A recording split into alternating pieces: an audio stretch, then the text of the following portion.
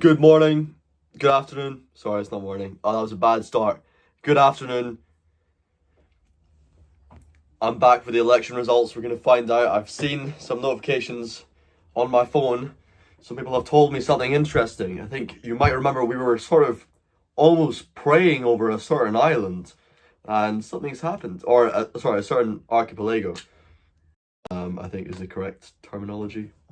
Somebody correct me. I'm probably spreading misinformation again on the first. I want to be very clear, by the way, that the things I was wrong about was I was talking about Lucy. I thought it was the first ever Homo sapien, and I thought it was from Tanzania. It was actually the first or the earliest ancestor of humans, and it was found in Ethiopia. So it's not a Homo sapien. And the other thing was I made a mistake. I said that Rupert Lowe used to be in Advance UK. He wasn't. There was a rumour that there was going to be a merger between Ben Nabiba's Advance UK and Rupert Lowe's Restore Britain, but it did not go ahead because of, they didn't get on very well. Personal disputes. It's a pleasure to be back here with you. I've been having I think I've been having interesting conversations with you all. Been able to learn a lot from you, mostly during these videos. So let's see what we get out of the rest of this live stream. It's going to continue until 6 p.m. Then at 6 p.m. it's going to finish. And seeing as it's been quite slow, I'm expecting that essentially it's going to be suddenly really rapid towards the end. So it's going to speed up a lot towards the end. Then we're probably going to have lots of votes all coming in at once. And it probably will finish at 6 p.m, but not necessarily, because there often has been delays in the past, if I remember correctly, from watching these elections as a child. I can remember there often being delays that would lead to, it could even be several hours sometimes. Boy, come on! Big up, boy! Well, I don't even know who are we backing here. You guys are all backing Restore Britain. That's not very useful for me. They don't even exist here.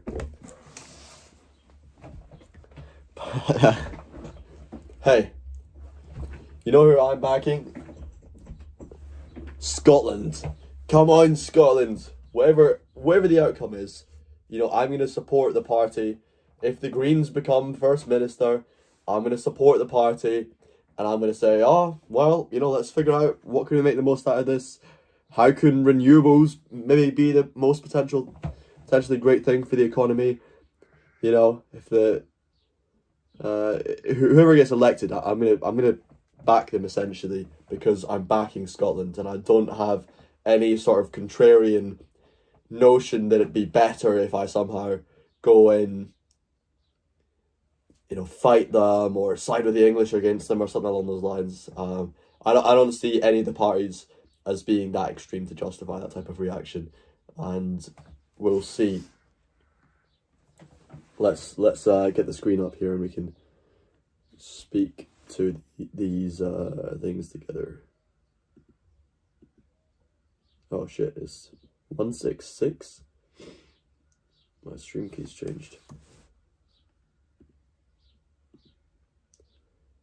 Oh, and my thing's frozen. Gonna have to give you a second for the screen sharing thing. The way that the screen sharing things works is I actually have to live stream from my computer to my phone, if that makes sense. So there's something called RTMP, and that allows me to live stream from my computer to my phone, and it's just broken.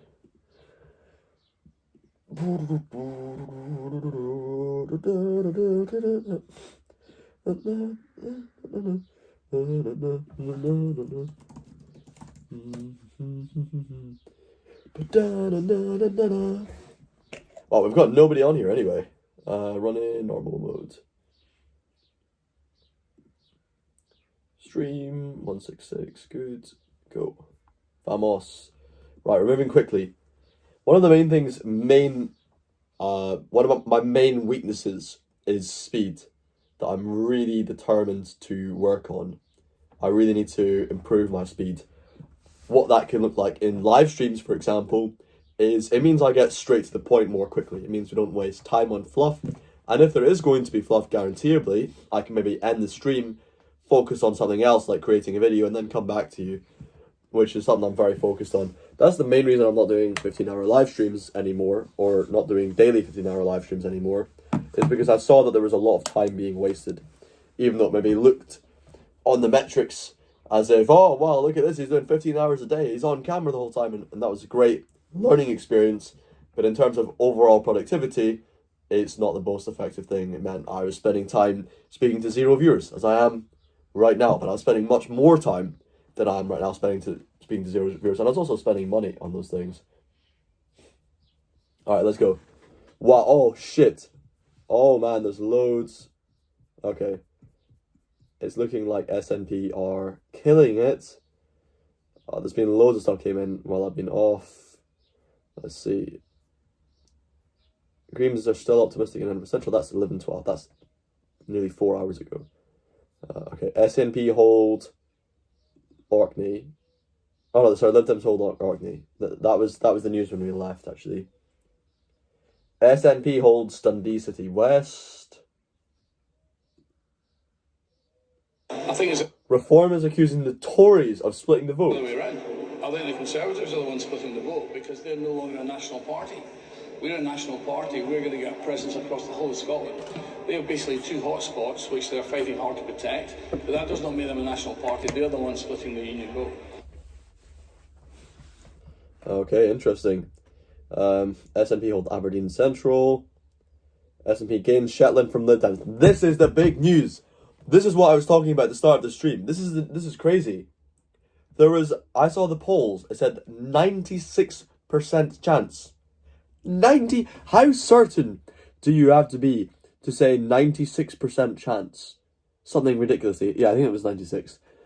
That it's going to be Lib Dems. 2% that it's going to be SNP, and 1% is going to be Reform, and then everything else will split among the last percentage point. So at 1:21 p.m. today, which is 2 hours and 22 minutes ago, this was announced here. SNP gain 5,453 against 3,936. So Lib Dems are weakened there. Oh, what just happened there? Has that been taken off? Oh, there it is. Okay. They hold Kilmarnock and Irvine Valley.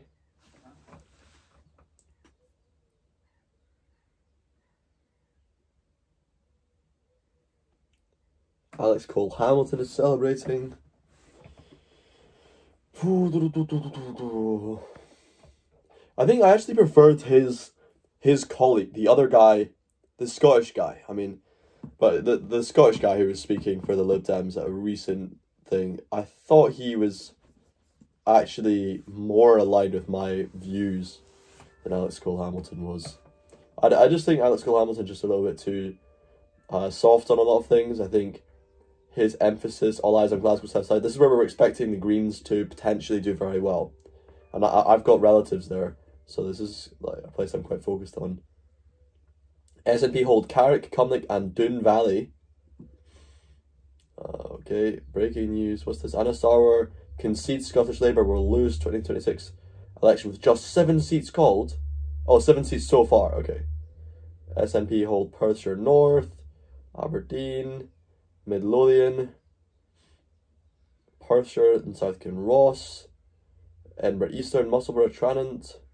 Are they just showing the SNP ones? They already said that there's 7 Labour ones. Labour must change or die, Union boss warns.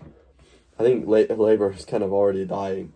Yeah, I think they might well split up or something crazy. I'm expecting something crazy from Labour because, I mean, the only way they're going to survive in the next 10 years is going to be something crazy, right? Labour gain from who? Wait, Labour gain from who? Alistair Allen. Was it SNP before? Why did they not say who it was a gain from?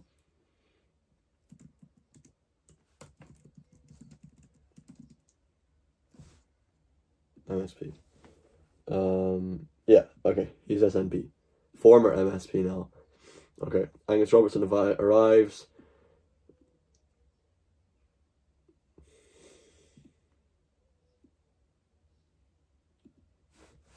He's still fighting for it. I think there's a lot of nervousness around that seat. I don't really know much about him and his role, so I suppose he's a very important character. I should really be doing this live stream with a friend of mine who's more clued up on these issues and knows these people on a personal level. SNP called Cowdenbeath.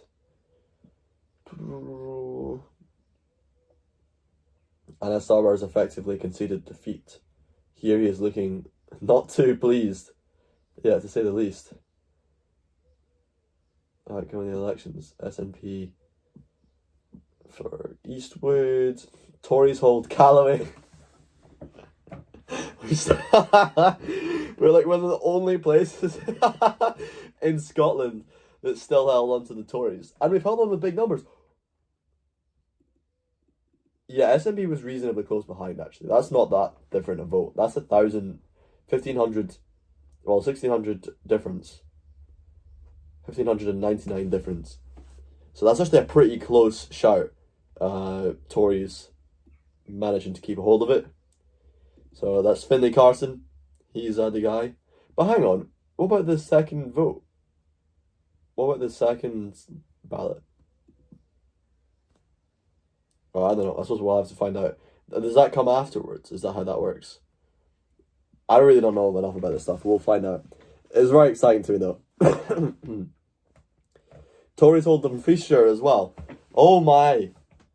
Tories hold Dumfriesshire and Galloway. So my whole local area is completely dominated by Tories. Can somebody in the chat, by the way, who actually knows about how the election works and the proportional representation works, explain to me when we find out about second ballots? Because I'm curious. I mean, SNP got very, very close votes, so I'm guessing there's going to be a Tory candidate and an SNP candidate in this area. SNP hold East Lothian and Lammermuirs, Cumbernauld and Kilsyth, Anniesland. Oh, SNP. Right, that's the most recent one. That was 2 minutes ago. They've got Kirkcaldy. No way. Right, is there a map? Can I not just... I like a map. Alright? Not an MAP. I like a map. It can tell me where everything is. I'm learning about politics. I'm a young little guy. 20 years old. But I'm still a young little guy. In brain development, definitely.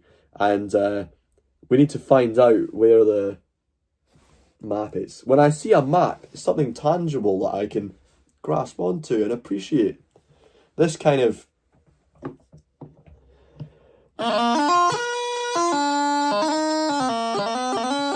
It's just a pain. Right, live Scottish election map.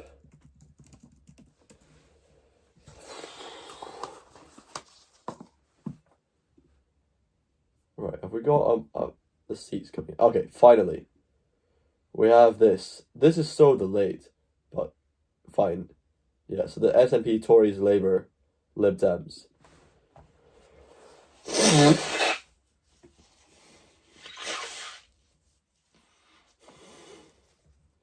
Campaigners have spent the last... Let me get my trailer voice on here. Campaigners have spent the past 6 weeks traversing the country in the hopes of winning the keys to the Bute House. John Swinney's SNP has led the polls throughout the campaign. He has told voters a majority for his party, a rarity in the Holyrood voting system, will allow him to pursue more pressure on Westminster to grant a second referendum on independence. The final pre-election poll from YouGov forecast the party would win 62 seats at the contest, just short of the 65 needed to secure a majority. What? 62 seats at the contest.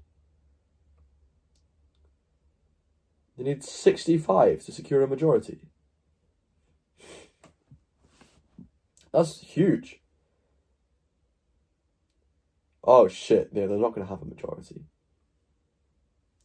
Man, if they need 65, that's insane. Reform UK looked to secure an unprecedented foothold in the nation's politics. The authoritative pollster also found, winning 19 MSPs in its central projection. Meanwhile, Labour and the Conservatives could be set for their worst Holyrood elections to date, falling to 17 and 7 seats respectively in the poll. The Greens were projected to double their seats total to 16, including potentially gaining 2 constituency seats, with the Lib Dems also doubling their tally to 8 seats. That's quite a lot of influence, 8 seats, on the scale of a Scottish Parliament. 4 ways to retire comfortably. Holy shit, I hope I am that good looking when I'm retiring. Can you imagine?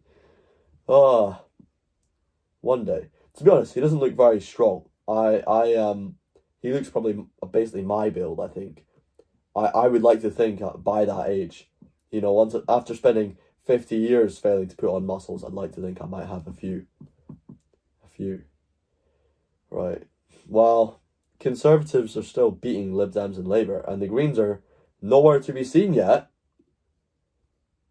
And what's going on with this? It's only Liberal Democrat 1, that's not the case. SNP 33, Conservative 2. Conservative 2! And they're both my area. Please don't come too close to your camera. It distorts your face and makes it look oddly inhuman.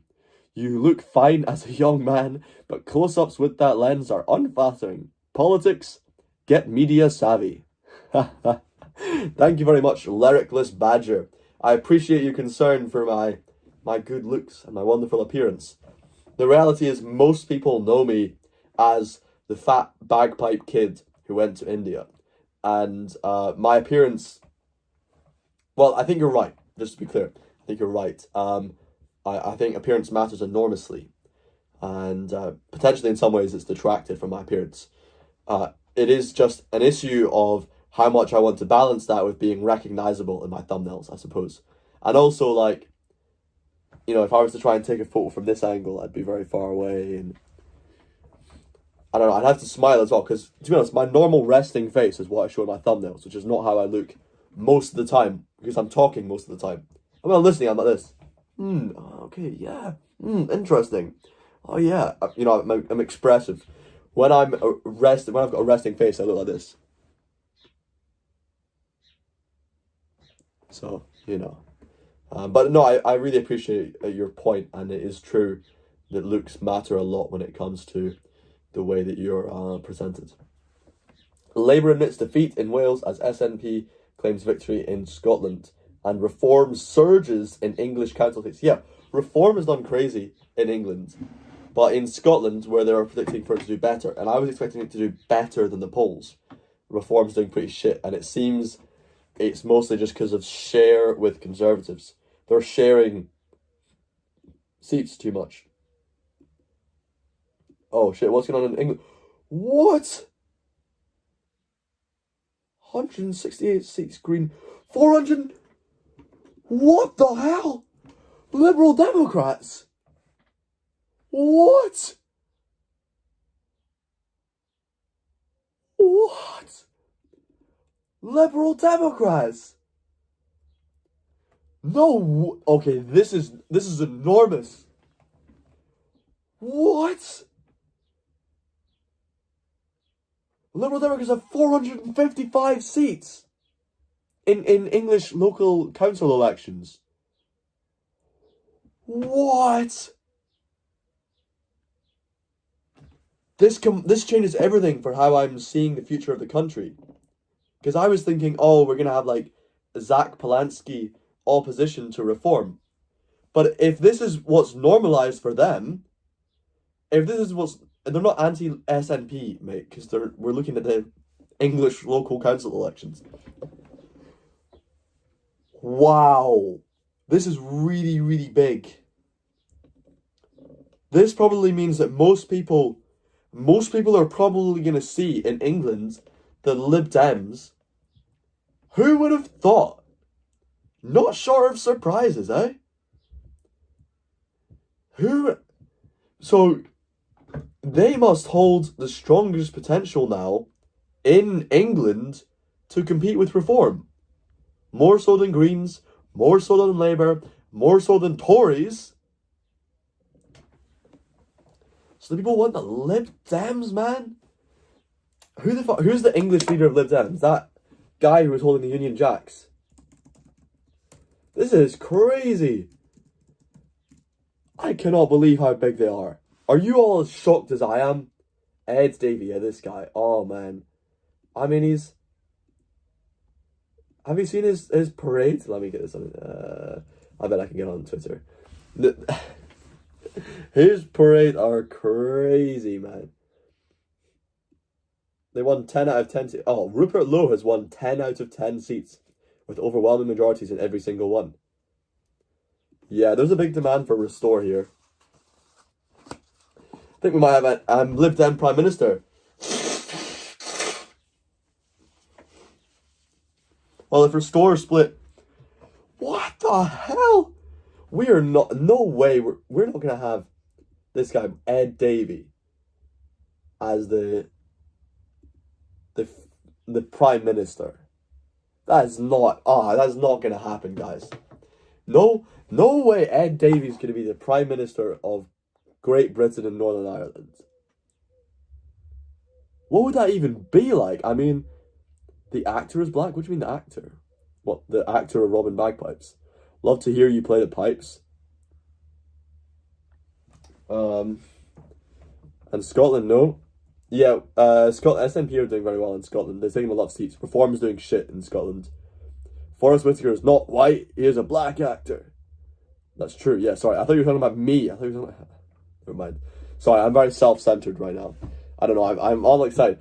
I mean, I'm not... I've never voted for Lib Dems, by the way. I mean, I'm not... But it's just very exciting because it's such a new revelation. Let's see.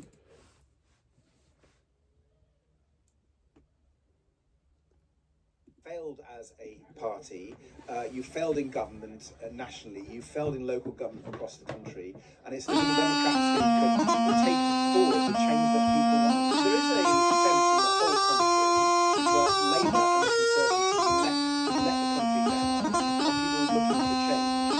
Now, sometimes they go for change which I think is from extreme populist parties like the Green, and for their message change is quite disruptive. It's the burn it all down.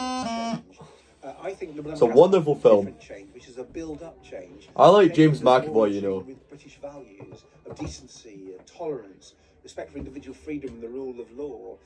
And I think I'm really proud of that message of change that we have. And all right, let's see.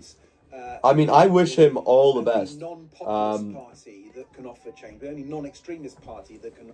I think they yeah, wow. People in England just want something normal, eh? Put your shared screen on the other side, make it bigger. Okay, here's what I'm going to do is I'll move around the screen like this. And I'll make it bigger now.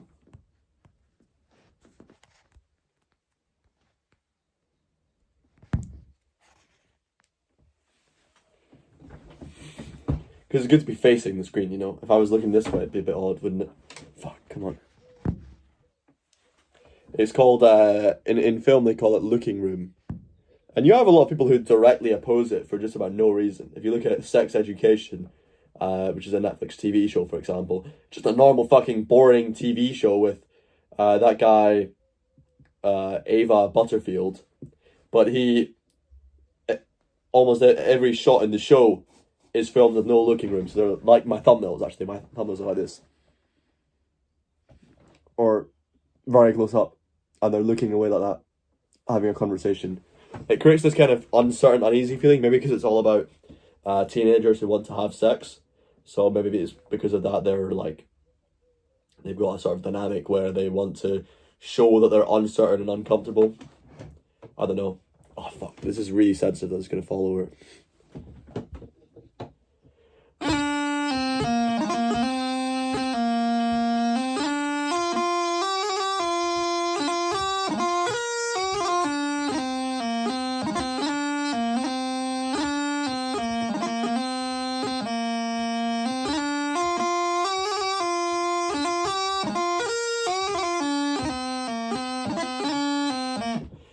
I give you hope for my generation. Well, I'm glad that I give you hope for my generation. Have you heard of Martin Bennett? Yes, of course I've heard of Martin Bennett. My mentor was Martin Bennett's mentor. Once upon a time. Once upon a time. In the good old days.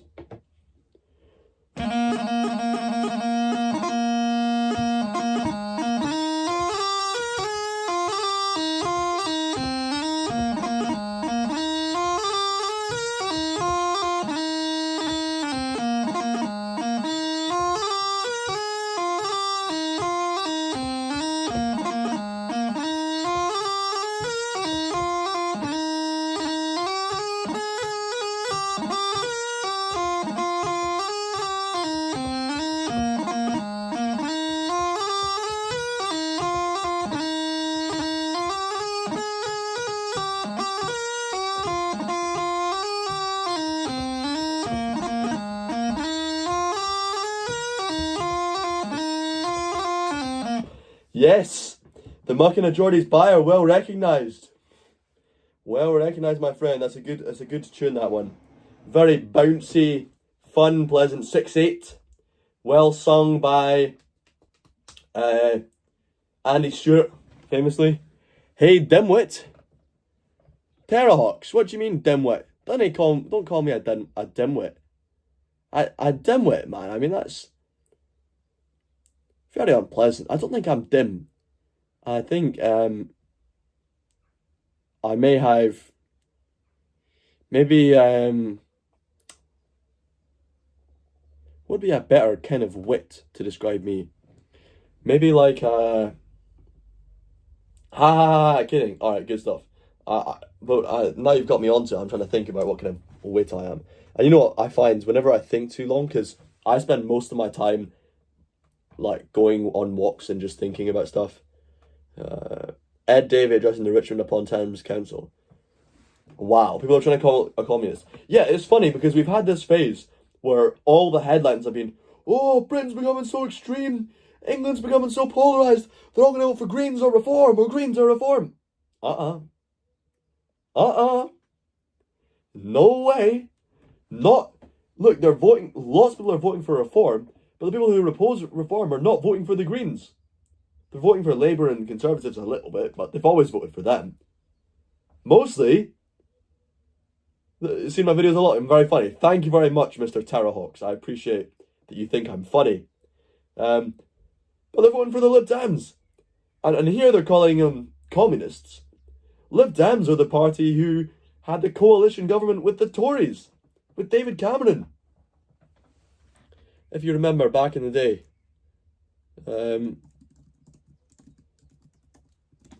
So there was a very Cameron Clegg. There you go. Once upon a time, Nick Clegg. Yeah, those were the days. That's when I was first getting into politics. Those were the people in power. What do Greens stand for these days? Drug legalization, taxing the rich, open borders, lots of fun things like that, lots of fun things. Stanford University, I should probably be following them.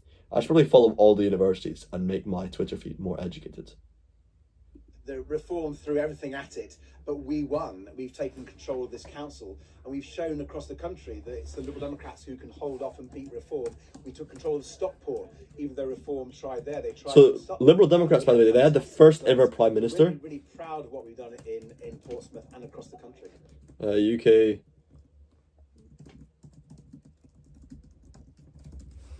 It's a fantastic result here in Port. So Robert Walpole. No, I don't think he wasn't a Lib Dem.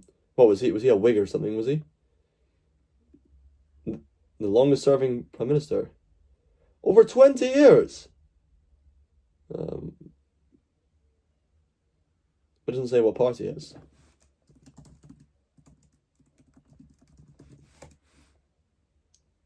Yeah, he was the Whigs, which are not around right now. The Whigs were the sort of pro-Hanoverian monarchy party.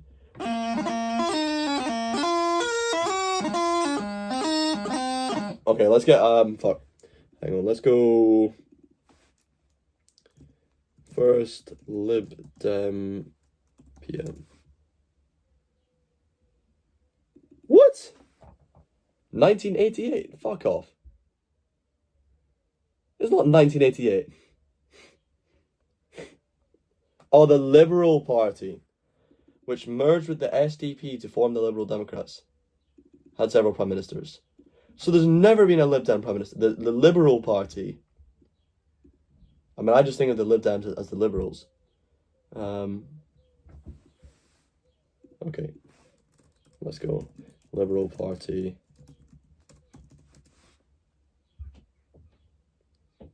This is the guy I was thinking of. William Ewart Gladstone. Only took me a little minute. This guy is, yeah, we had a thing in our school that showed all the leaders of Britain. So when you Google it, they're going to tell you the first ever Prime Minister of Britain was a Whig elected at the beginning of the 20th century, except the first Liberal Prime Minister was William Gladstone, who died in 1898. He died before the 20th century even started. He died, what, 3-4 years before Queen Victoria died? Yeah, so William Gladstone. That's a good name. That was the name of Sherlock Holmes' dog as well, fun fact.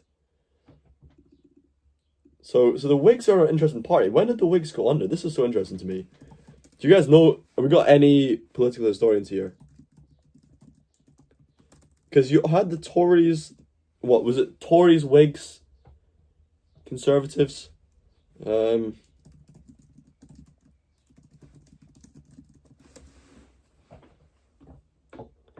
Is Starmer a witch? I don't think he's a witch. Whig Party effectively ceased to exist as a distinct political party in 1859? What? But the Tories were sort of more sympathetic to Jacobites and things, right? Originally, the original Tories, Catholics at least. That was the impression I got. Is that true? Can somebody in here with knowledge? The Whigs has something to do with the wigs they wore on their heads. Probably. I don't know. Why are they called wigs? They play a big part when you read into kind of early history of the Union.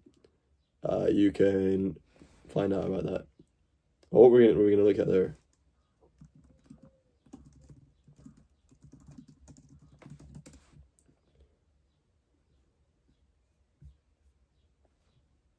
Well, the first one's Bono Law. That's not any good.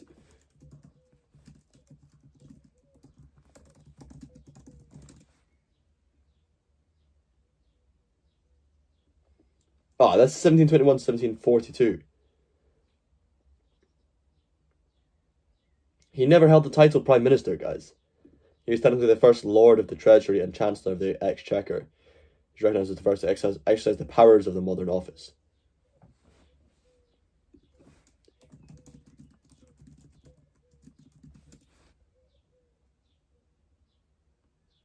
No, why did he... What is this Robert Walpole propaganda? What is going on? Why do they want the Whigs to be the victorious? What is going on here? There's the Liberals. The name Whig has Scottish origin, comes from Whigamore, a word used to describe Scottish Presbyterian rebels who participated in the Whigamore raid of 1648, an uprising Western Scottish Covenanters who marched on Edinburgh to oppose the Engager faction that had allied with King Charles I. So they were opposing the ancestors to the Jacobite monarchy, right? Because obviously it's not... Jacobite refers to those who supported James coming back on the throne, which... And also referred to those who supported Charles III coming onto the throne, Prince Charles Edward Stuart, the Pretender King. The word Whigamore itself is thought to derive from the Scots Gaelic or dialectal words, meaning something along the lines of horse driver or cattle drover. Wow, I didn't know that. Brilliant name. Whigamore. Whigamore. Wow. Nay shite, Sherlock. Mate, just because you're a history professor doesn't mean everybody here knows their stuff. I barely know about a lot of these things, so a lot of this is new to me. I have quite a young audience on Instagram. So you guys are older than me, so you might know a lot of these things, but a lot of the people who are watching really don't know these things, so I'm clarifying.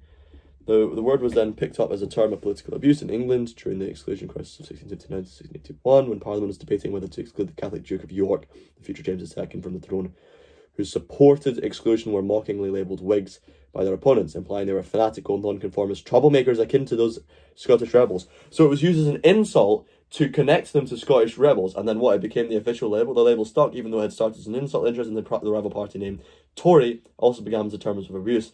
It derived from an Irish word for an outlaw or a robber, and both sides adopting their insulting nicknames as badges of identity.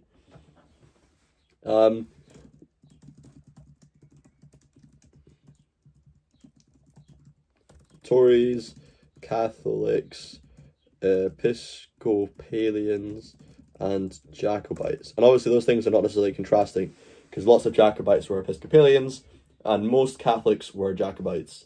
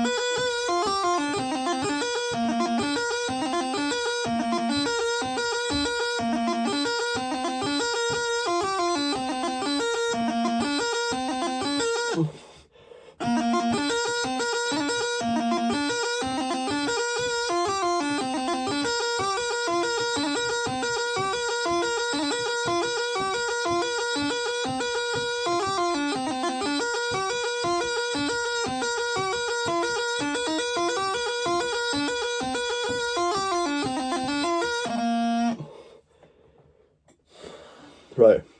Yes, the Tories emerged from those who supported the Crown in the Church of England during the upheavals of the Civil War and the Restoration era. Their central commitment was to hereditary monarchy and the established church. But this created serious tensions when the legitimate heir to the throne turned out to be Catholic. Tories and Catholics. Tories believed strongly in the legitimate and hereditary succession, the idea that the rightful king should reign regardless of Parliament's wishes. When James II, a Catholic, came to the throne, many Tories were deeply uncomfortable but felt bound by the principles of loyalty to the Crown. When James was deposed in the Glorious Revolution of 1688, which is William Orange, replaced by the Protestant William III, Tories were split. Some accepted the new order, others could not in good conscience. Jacobites, those who continued to support the exiled Stuart dynasty, James II and his descendants became known as Jacobites from Jacobites. Yeah, that's fine. Episcopalians confuse me so much, man. And when I look at history of America and England and Scotland, Episcopalians have meant so many different things in all those different countries at different times. The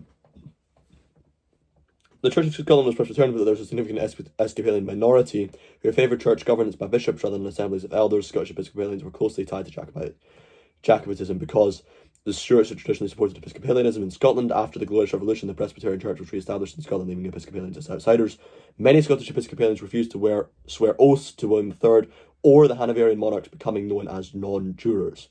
This made Scottish Episcopalianism almost synonymous with Jacobitism well into the 18th century. Yeah, that was my understanding. But also Catholicism. But Episcopalians were also less cruel and more accepting to Catholics when they were all going mental at them. In England, the High Church of the wing of the Church of England overlapped considerably with the Tory and some of the Jacobite sympathies, although English Episcopalianism, i.e. the Church of England, was of course the established church, therefore more divided. How it all fits together, you can think of more of a spectrum of mainstream Tories, those of the Crown and Church of England, except the Hanoverian, High Tories, non-jurors, Jacobites. Yeah, but in America,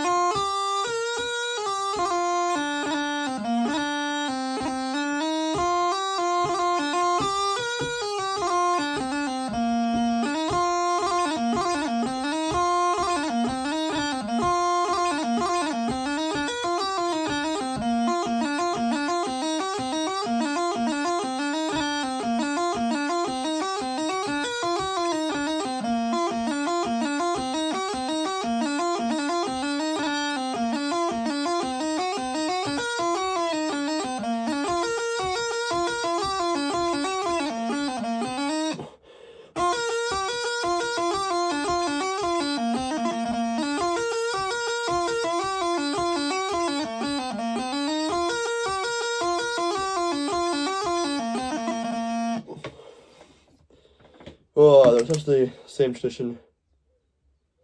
Yeah, that's so funny. The Episcopalians in America were loyalists, but in Scotland they were. This is the thing I was confused about. So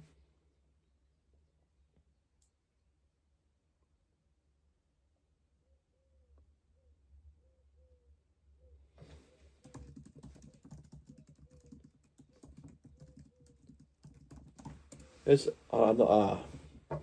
I'm not gonna have peace with this. So England was religious throughout.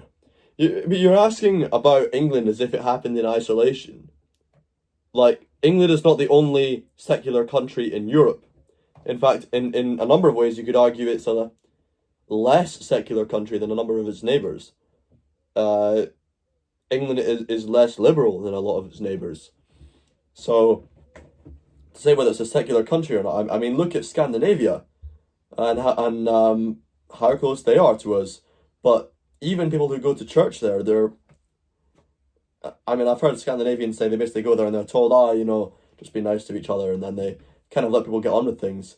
It was a very, very different relationship that they had with Christianity over there.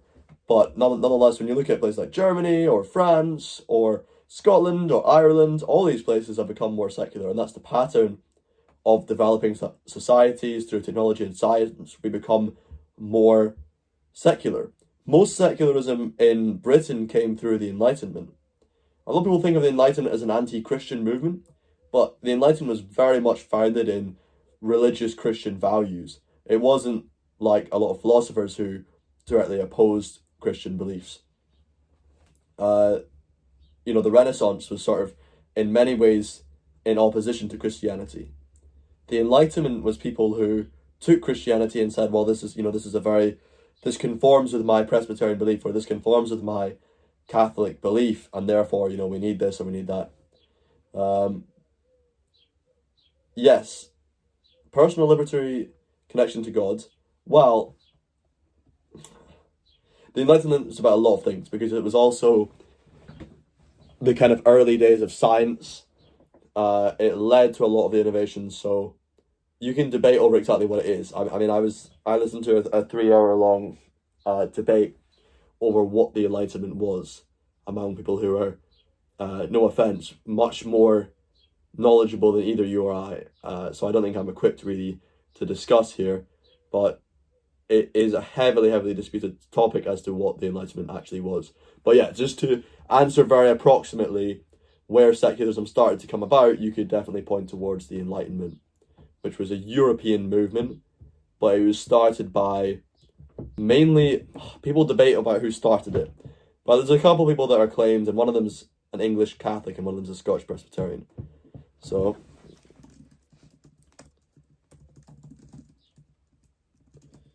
because some people say, oh, well, you know, it wasn't him, it was really him. But it's like this Prime Minister nonsense where it's like, oh, well, he was the first ever Prime Minister. Yeah, but he wasn't called the first Prime Minister. He's the first ever Prime Minister, but he wasn't called a Prime Minister. You know, I mean, how's that a Prime Minister? Well, he had the same roles that a Prime Minister would have. You know, I mean, it's...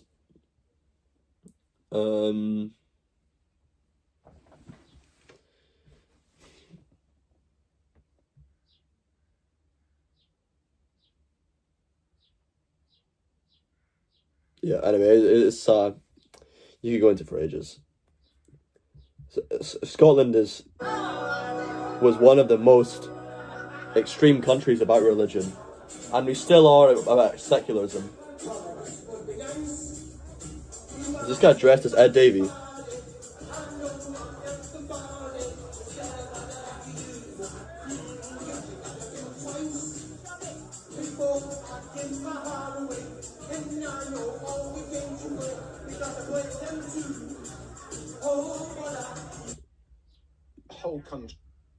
The whole country. Hey, my man. Big Ed. And this is out. Who's the last one? There we are. Steve is Steve. You got elected. And he got elected yesterday as the last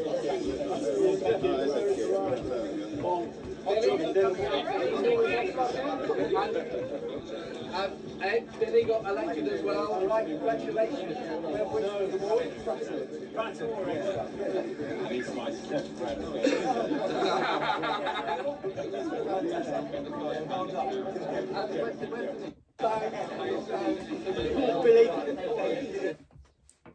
Brilliant, man, brilliant. Across the country. So interesting. I really would not have expected this. Wow, everybody's saying he's compared to the communists. This is what everybody's posting of Ed Davey. They're comparing him to Chinese communists. Sir David Attenborough. Yeah, I think it's clear the kind of idea of Britishness, that kind of identity is pretty core. Bro, what is this music? It's so bad.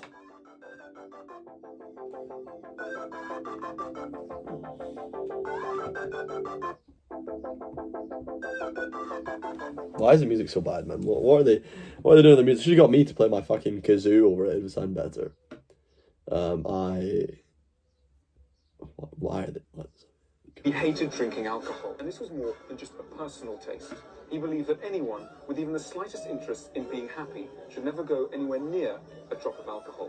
As he put it, all the more spiritual natures should abstain from alcohol completely.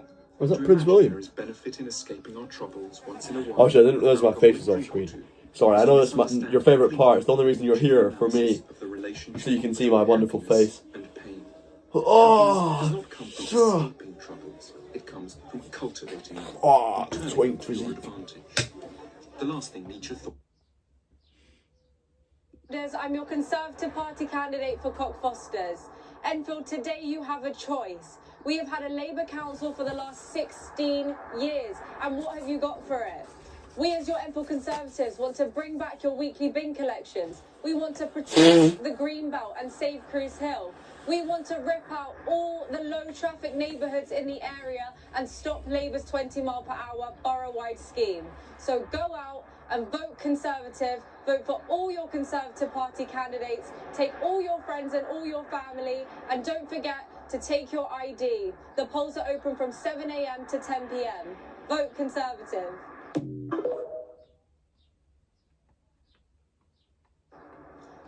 my name's Alara. Well, big up Alara.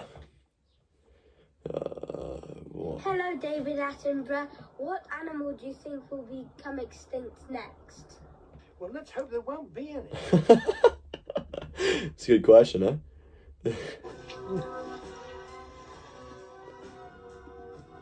A sensitive young man. Got any sensitive young men in here? Man, I cannot follow. This guy's writing so fast. I have no idea what he's writing here. I'm playing it in a pipe band. We've had multiple instances. Well, that's ages. This is old. Oh, this is the wrong thing. That's why. Where are you from, mate? From which part of UK? I'm from Scotland, guys. Where are you from, mate? I'm from Scotland. Glasgow, Aberdeen. Not Aberdeen. Aberdeen, Halifax. Definitely not Halifax. Originally, I'm from Glasgow, but I've been living in the countryside for a while. You just mean the technological advancement isn't related to ideological beliefs. You could be worshipping a rat and be a great scientist while technologically advanced. There's a lot of correlation, actually, between advancement. And when you look at certain societies that have advanced slightly more than others, you could definitely say that in the 21st century,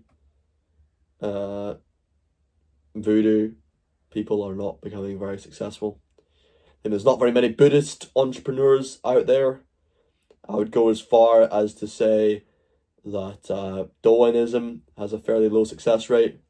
And if you look at Zoroastrians, Jews, and Sikhs, you can see that they're way more successful than normal people as well. So you can see that they're much more successful. You look at certain periods in Eurasia-African, let's say, conflicts where the Muslims were way more powerful, and a lot of people were arguing, well, look how successful the Muslims are. The Christian are all these weak men with a slave mentality, whereas the Muslims are conquering the world. So, you know, you have different religions to different time periods and different world situations. You don't think anyone related to technological advancement if you want to term it to any specific language. Sure, but people who speak Chinese or English are probably more successful than people who speak most languages. If you want to say per capita, people who speak probably Hebrew is probably the highest GDP per capita is probably among Hebrew speakers, if you're to choose any language, I would guess. Because Zoroastrians are speaking a mix of Hindi, English, and Parsi, and lots of very unsuccessful people speak Parsi. I don't get so many people who are speaking Hebrew that are very unsuccessful.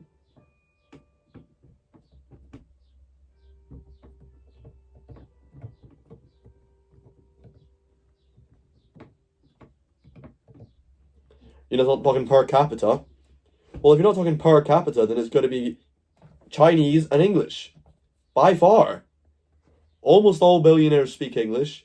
And those that don't, almost certainly, you know, are going to be speaking Chinese. Like, all these Indian billionaires, they all speak English. So yeah. Look, we can get a calculation money out of this, right? What percentage of billionaires speak English? So if you're not saying per capita, you know, I mean, you might as well just choose the language that everybody in the world speaks. The rough number is 35 to 40%. Exactly. Look, exactly what I said. Right, Chinese are the number one people who don't speak English. They're going to be billionaires. The language itself, does speaking a particular language make you more inventive? Well, that's why I said per capita, isn't it? That's why I said Hebrew is probably the most successful language per capita. So if you want to look at which language you want to speak, yeah, I mean, technically that probably would be the example. So what do you mean in terms of success if you're not talking about money? Probably worth specifying. Blood everywhere.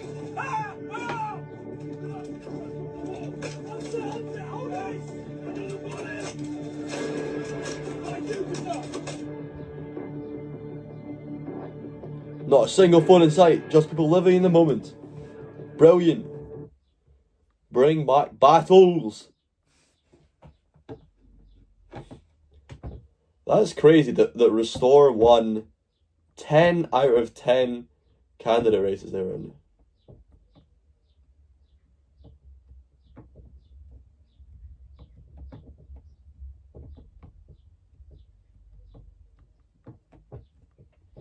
But you can look at languages and you can clearly see there's different advantages to them. For example, Korean and Chinese are very, very good for doing maths. The structure of the Korean language and the structure of the Chinese language are much better for doing maths. German is much better for doing philosophy.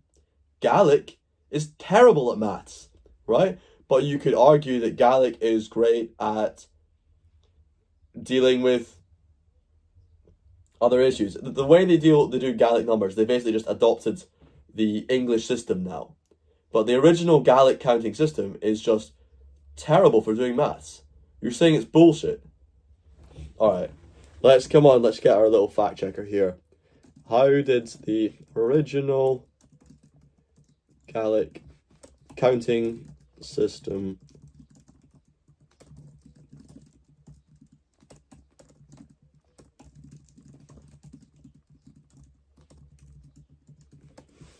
English is fine for everything.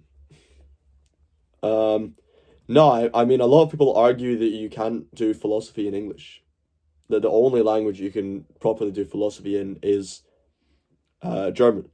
And lots of people, I have a friend who learned Korean.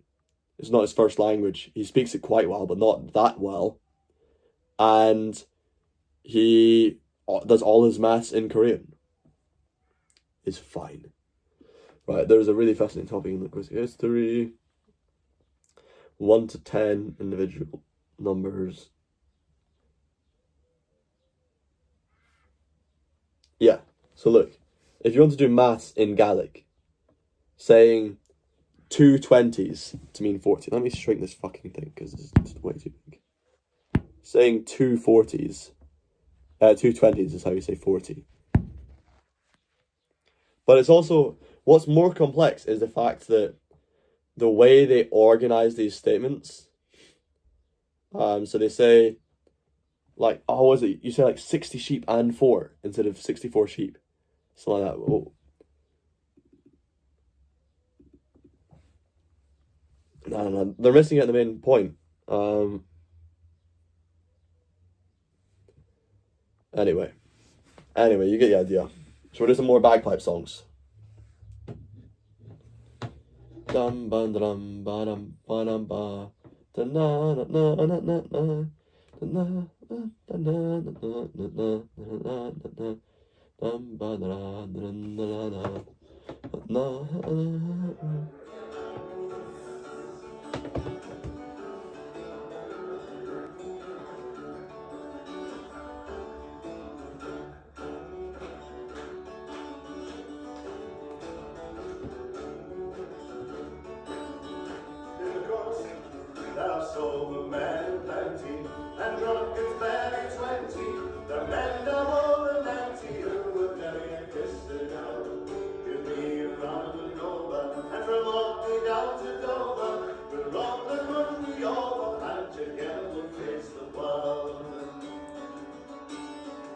This guy is going to try and argue over the most serious things.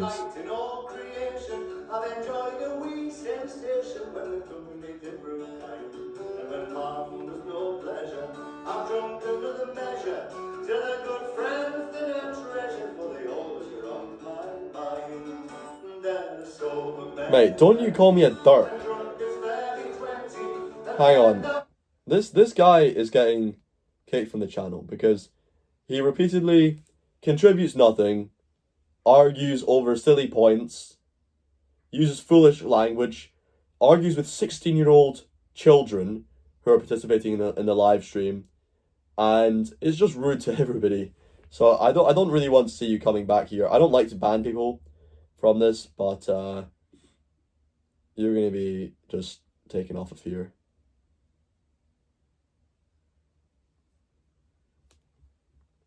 There's really no point in having this guy here. got 1.8 thousand hours of watch. That's brilliant.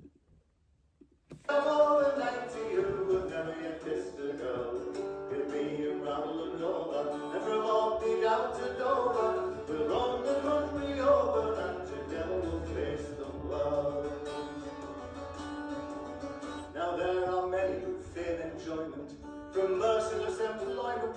Their ambition was this deployment from the minute they left the school. They save and scream and ponder, while the rest go out and squander, see the world and roll and wander, and we're happy ever to go.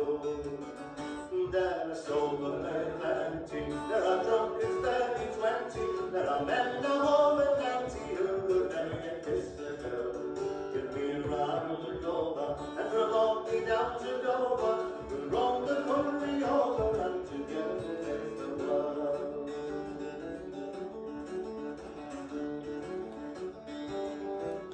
King of Scotland has the final say. I mean, I do, yeah. It is. I do run this. I don't like to ban people or hide people, to be honest. You know, I want people to explain their alternative perspectives, and I do appreciate having people who can speak Scots and share historical awareness, and they can talk about bagpipes and all these things. But he was just so unpleasant, and he was spamming stuff. I couldn't read the things other people were saying, and yeah, can we buy Apple?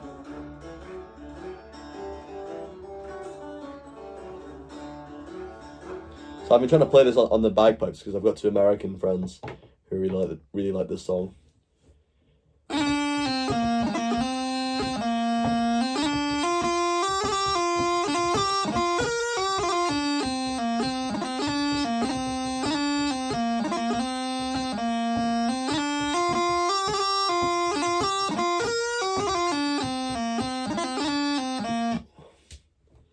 Bum bum bum bum bum bum.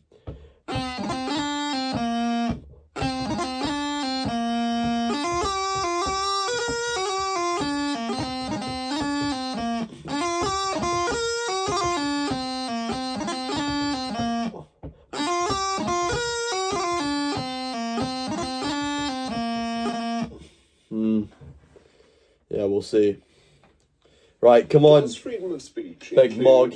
Tommy Robinson. This is the son of Lord Mog, by the way. So distasteful Jackpot music is better than than Can Me by Athol. Who won? This issue has come up because of a Mail on That's a good Sunday question, story reporting that Tommy Robinson's been asked to address the Oxford Union Society.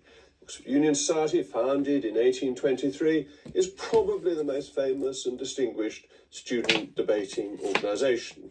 I confess I'm biased. I was librarian of it many years ago, and I'm a trustee of the charity that owns the buildings that are used for the debate. So accept my bias.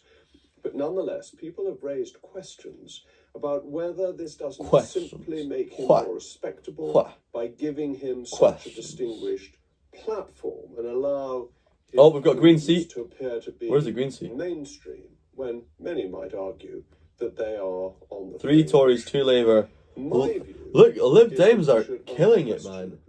Be allowed to speak at the Oxford Union.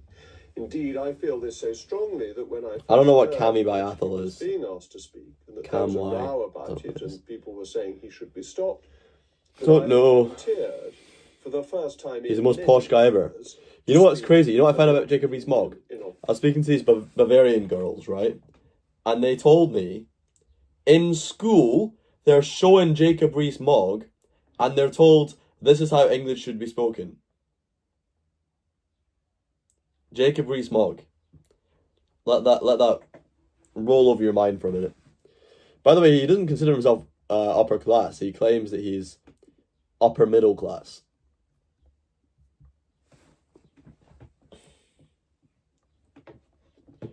Let's play Bonnie Dundee. Let's get a picture of Bonnie Dundee up. So Bonnie Dundee...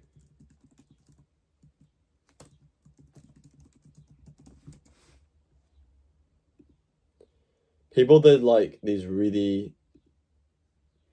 handsome comparisons of him, and then they also did this one. So there's controversy as to what he actually looked like. This is like the more kind of Rembrandt version of Bonnie Dundee. But this guy was a really important Jacobite.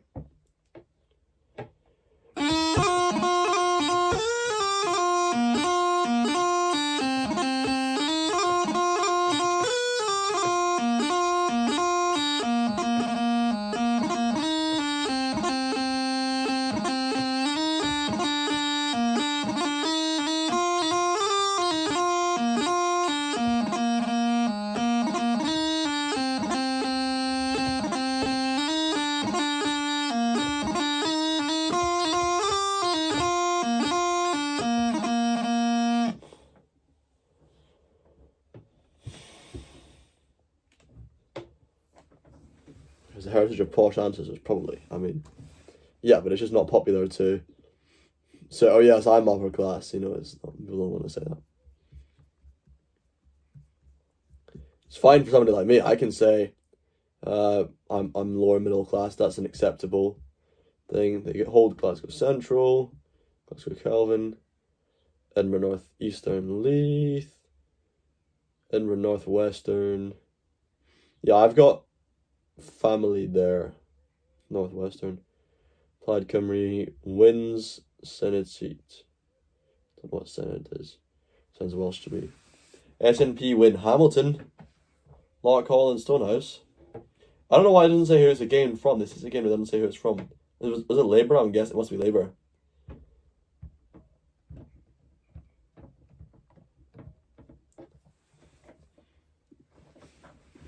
You know what I like?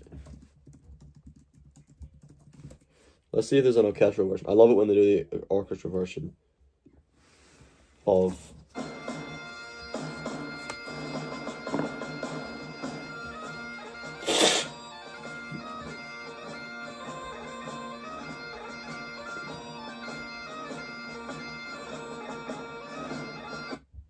Wow, it's not very good. Oh, we're on the wrong browser. Again, I did that mistake. Classic. This is my live chat browser. Classic.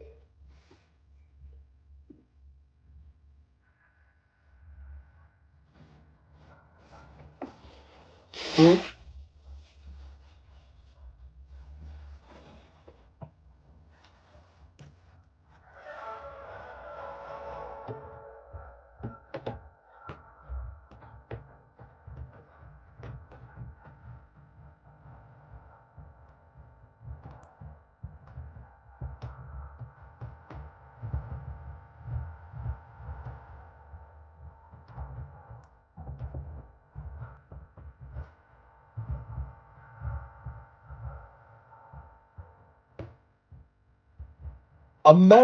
on.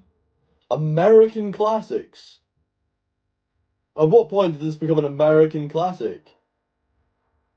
Somebody please educate me here. At what point exactly did this become an American classic?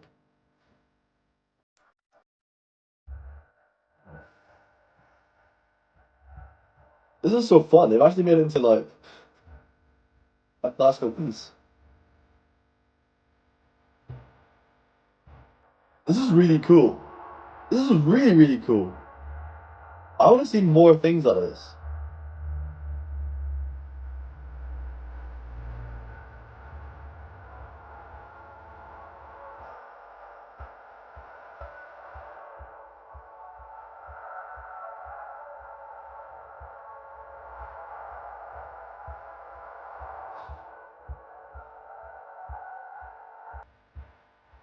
Wow, that's so cool because they can take it to a whole octave higher as well. Bagpipes, man, love from India. Thank you very much to India. I appreciate having support from India. Wow. Oh, I feel like going and knocking somebody out, to be honest. Thing is, I'm just terrible at fighting, so I'd probably get knocked out by another person. I don't really want to get knocked out by somebody else. Maybe that's why I'm a bad fighter, because I'm avoiding fights because of fear of losing. Like real Scottish music, Jacobite music. This is Jacobite music. What do you mean? Oh, we've got another contrarian here. We've got a new AAA in the chat. In what sense is that not Jacobite music? You want nothing to do with reform. Okay, Swinny.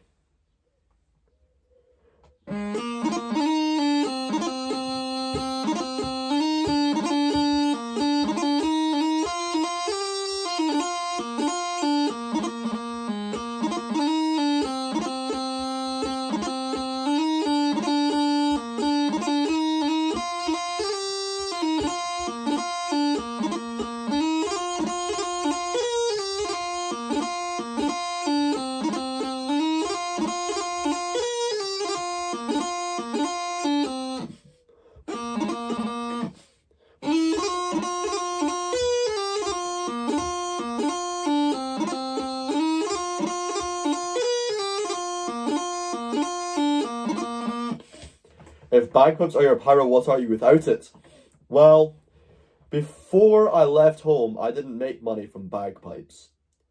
I worked for my parents. I used to do graphic design. I was very good at that. I did that at the school as well, so I had credibility in that realm. And I went to film school to study film. Yeah, I can show you. I don't know if I can actually. Let's see.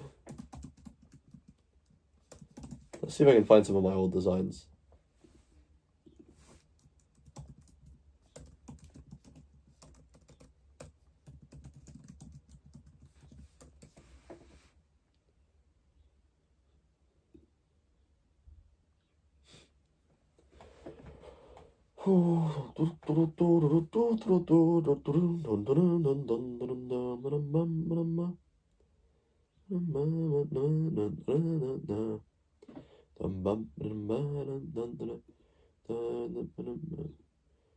Was it 2023?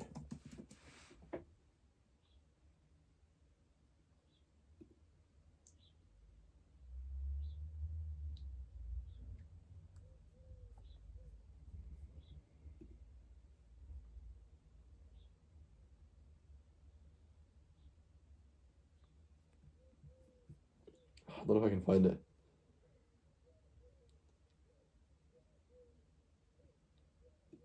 New ones are shit. Alright, anyway. Yeah, so I did designing for a while. That's probably what I'd be doing. I was very, very good at video editing. I suppose I still am, but I haven't really improved, so I'm still the same level I was then. At the time, it was like amazing. You know, I was best in the class at Avid Media Composer and all this sort of stuff, and I was doing editing from quite a young age. But now I don't really edit very much. I am 20 years old. Yeah, 20 years old, and I think social media counts as a career. Can you play Legend of Zelda music? No. No, not happening.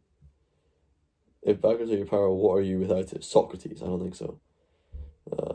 Sun sign, you old bugger. Yeah, I know I'm an old bugger. Old bugger to the kids. But all my friends are much older buggers than me. So, you know, I've got competition at least. Right, where's the national... Oh, this is it here. Is there no news on this? I'm curious about this Edinburgh Central one. They've done a good job of kind of hyping it up for me. I want to see if the Greens or if this Robert guy's.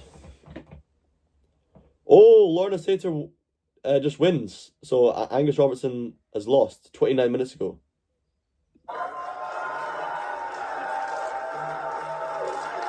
Lorna Slater, Scottish Green Party, 12,000.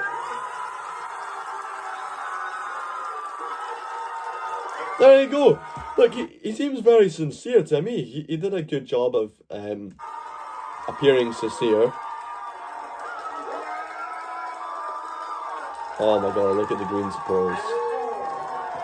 Therefore, I give public notice that Lorna Slater is duly elected as the member of the Scottish Parliament for the Edinburgh Central constituency. For a total number of... Right, well,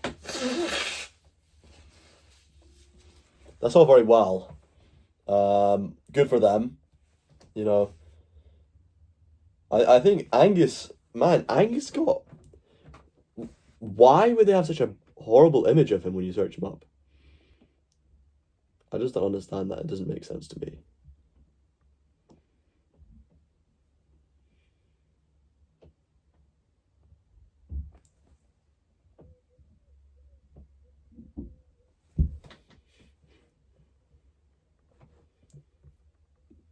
Is this update? This one here. So slow, this one here. Does not update. This one here is even slower, I think. Or is it? No, this is faster. Wow, Conservative are second with 4 seats. SNP are on 47. What was my prediction for SNP? I think it was like that. It was like, I think I said something like 47. So I'm definitely wrong, because they've got way more seats to get. They're gonna smash through my prediction. What has resulted in all this?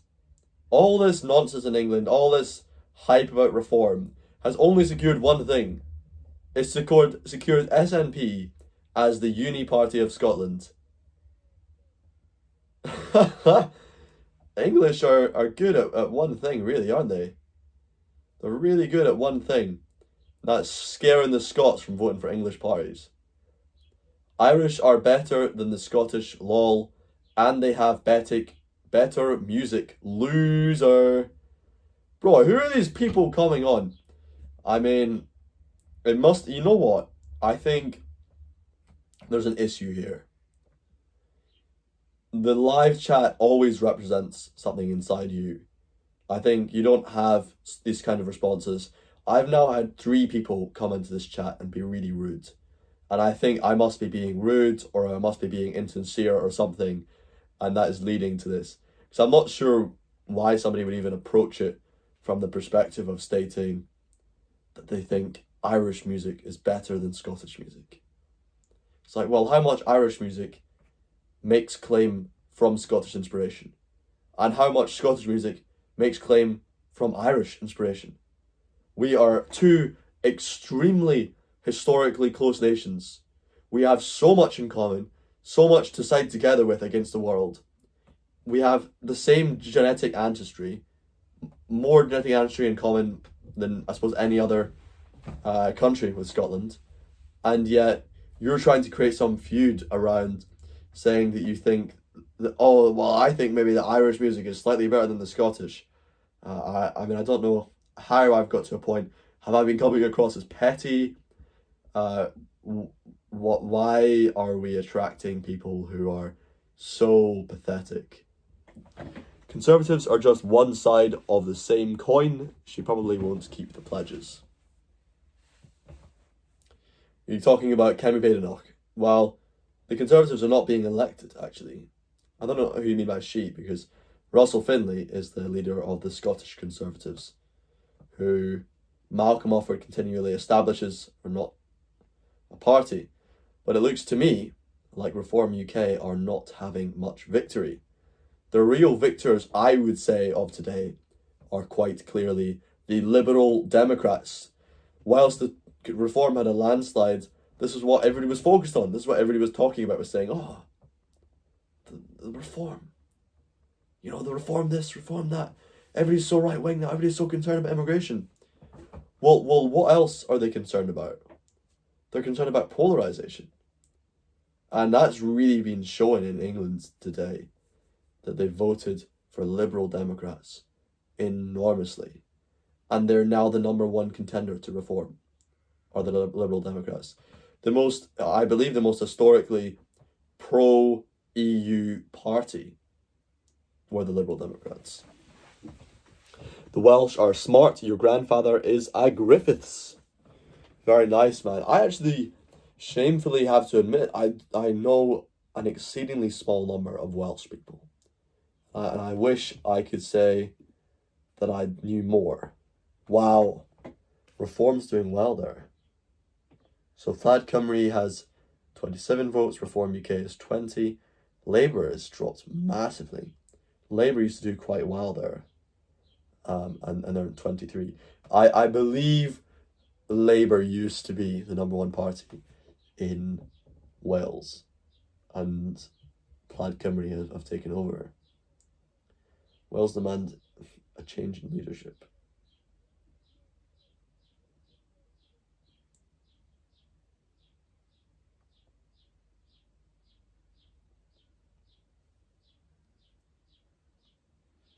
Yeah, there we go.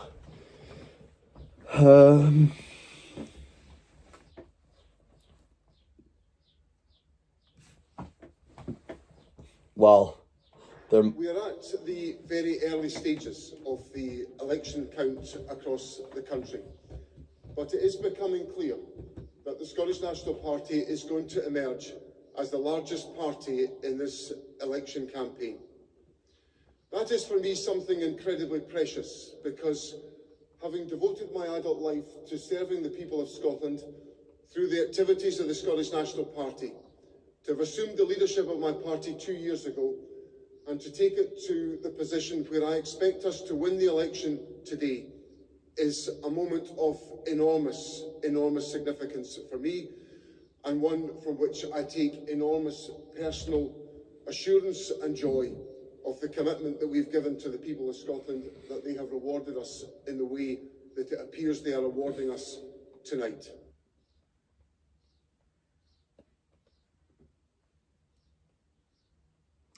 Can you say that the Irish are better than the Scottish?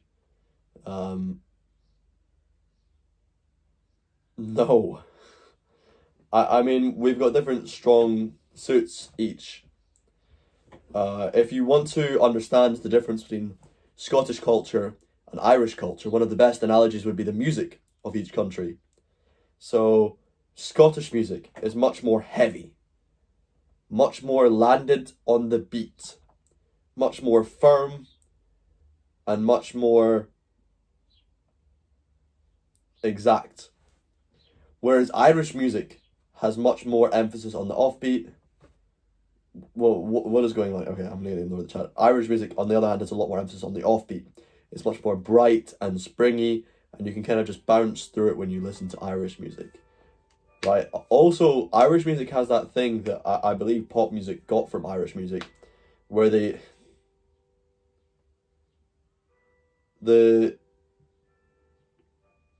have an anacrusis high note that precedes the emphatic point of the music and establishes the kind of emotional tone. Whereas Scottish music has something that does not appear in pop music and most modern music, where the emphasis lands on the high notes and sort of hovers there. Right? Some examples of classic sort of Scottish tunes. Stop yapping and just please say it. Please say what? I'm really ashamed of the people on this live stream today. I don't know why they're so disengaged and just so useless. But yeah, I mean, I don't think either is better. I don't think it's a healthy comparison to make.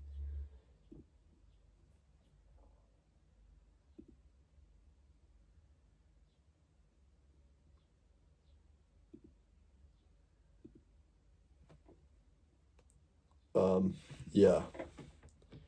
R.I.P. Dolores O'Riordan. I don't know who that is. Is that a candidate who's just lost their candidacy?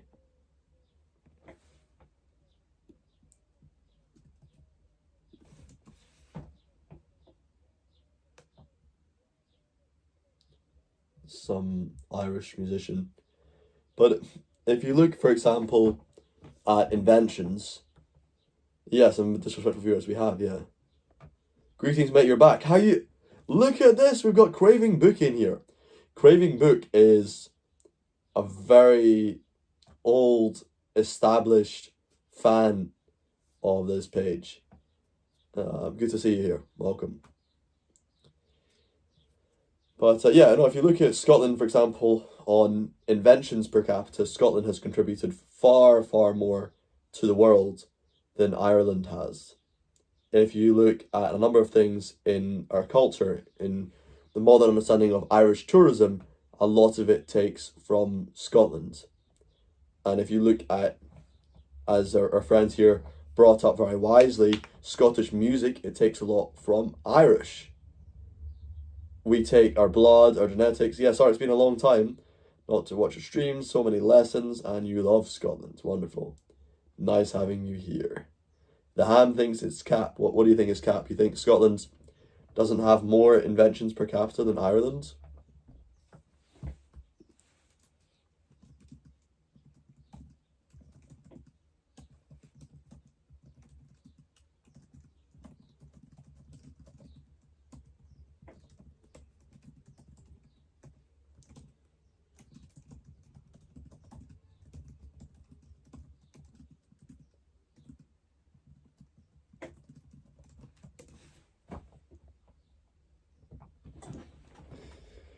So number 1 is Scotland, the most remarkable story of all. With a population of only around 1.5 million at the start of the Industrial Revolution, Scotland punched extraordinarily far above its weight. Key inventions and innovations. So I think Scotland had about twice as many per capita as England did. Then England was next, then Switzerland. Oh, I love Swiss people. Switzerland is awesome, by the way. Belgium, I didn't know Belgium was there. I thought the Netherlands would be here. That's interesting. Belgium and Wales is still higher than the Netherlands. Wow. And obviously, this was just the key. The Netherlands at the time with Amsterdam were like the financial capital, the capitalist capital of the world. Even though capitalism was kind of a Scottish invention.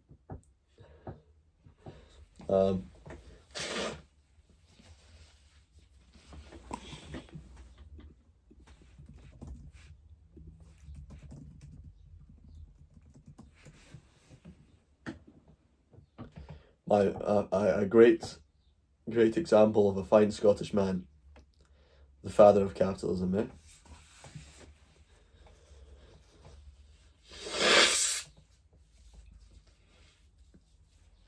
Scotland lead the way. Look, I don't necessarily like to have this attitude of trying to put down other nations. I love Ireland. I love Irish people. I think it's a really beautiful place.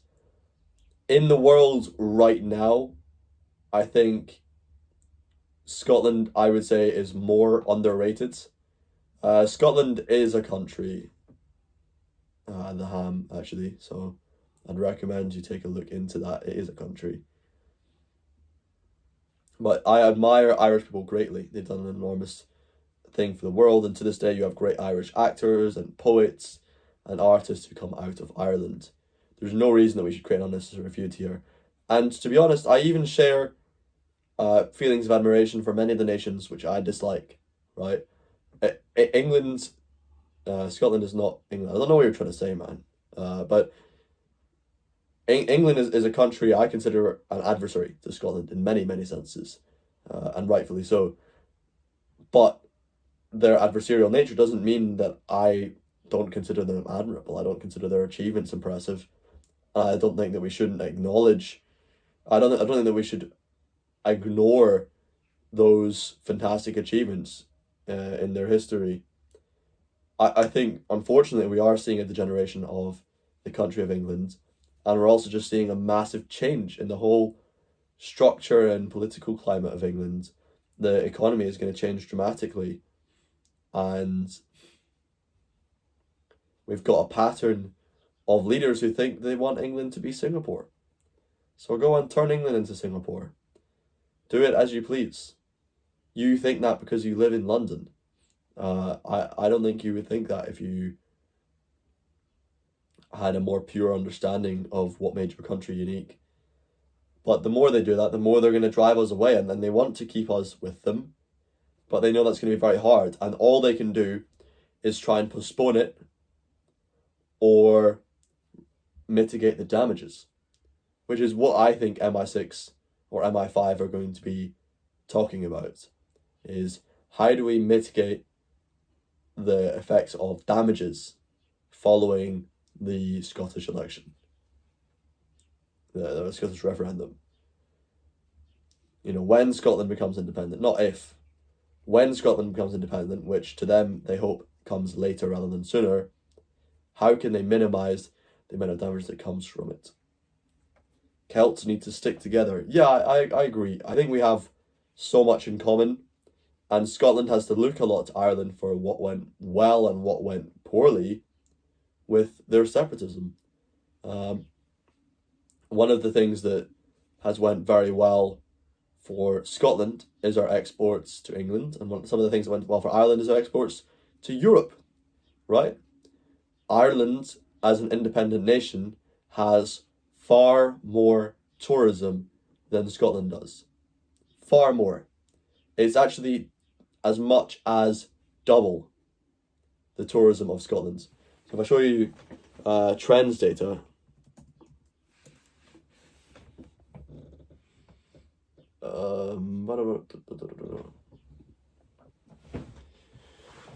so we go Whoa.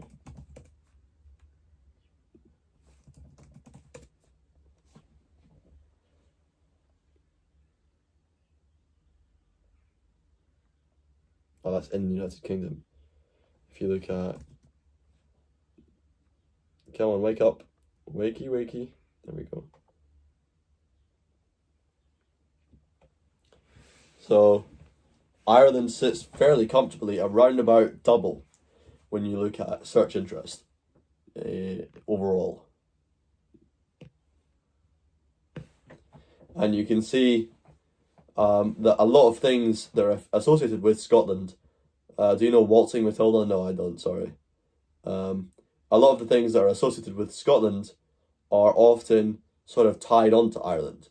For example, in America, the reason that the world knows so much about Ireland is partially because of the diaspora. So Ireland has an enormous amount of diaspora from Scotland. No, that's true also. But America has an enormous amount of diaspora from Ireland, more so than from Scotland. And most of or a significant portion of the Scottish diaspora in America are Scots-Irish. So they're Ulster Scots. So they sort of consider themselves not quite Scottish, even though they very much are. And for that reason, you have all these St. Patrick's Day parades. They've held onto their culture very firmly. And at a St. Patrick's Day parade, what do you see? Tartans, kilts, bagpipes. A lot of Scottish things show up on the St. Patrick's Day parade. And lots of things are associated with Ireland. I think a lot of that is clearly to do with the fact that Ireland is an independent country. You think it's the Guinness? Well, the Guinness is part of it. I think if you want to know why people think about Ireland and they know about Ireland, Guinness is probably not the number one thing. Because if you look at... Actually, that's a good question. Let's see. I'm going to assume... Actually, let's go. Yeah, so look at how much people drink Scotch compared to Guinness. I think it's very clear people know much more about Scottish drinks than they do about Irish drinks. So you can see quite clearly that's not the case. They have a Scottish festival in Colorado, Giga Amelia. Yeah, there's a number of Highland games all across the States, in Canada. Broadly speaking, they're a little bit more niche. And also you can see a lot of these in the United States. Their performance varies. But the diaspora of Scotland have created a lot of really, really wonderful effects all around the world. So you can see bagpipe competitions occurring in South Africa, Zimbabwe, Australia, Oman, Jordan, Saudi Arabia, United Arab Emirates. All of those countries, New Zealand, Canada, America, Mexico, they have pipe bands. Do I know Johnny Sens? I don't know who you're talking about. Right, let's see. Oh, I shouldn't have read that, to be honest. This guy's just a fucking... Who is Johnny Sens, though? Actually, fuck it. I'm not looking up things from that guy. Yeah, it's pretty clear. You can see here Scottish exports have a very, very strong presence in the broad world, right? They have a very, very significant influence over inventions. I mean, they made your roads, they made your capitalism, they made your economics, they made your medicine, they made your TVs, your phones, your philosophies, so your banks. So they've clearly had a very big influence, and I think it just has to come down to dialogue resulting from sovereignty.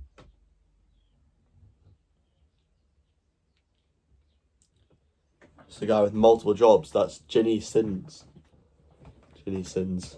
Yeah, I don't know who that is, but a guy with multiple jobs. All right, okay. No, I think he's saying Johnny Sins, not Ginny Sins. Anyway, this guy, the ham guy, is just a troller. He's put in nothing of value, so I don't think it's going to be anything very valuable. It's probably like iDubbbz or something like that.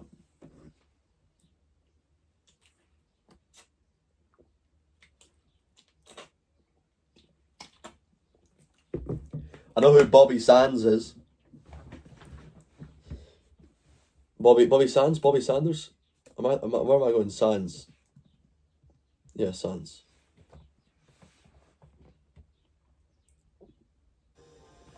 Parliament lies dying. Yeah, But Bobby he has Sands is some no ordinary point. MP, and Northern Ireland...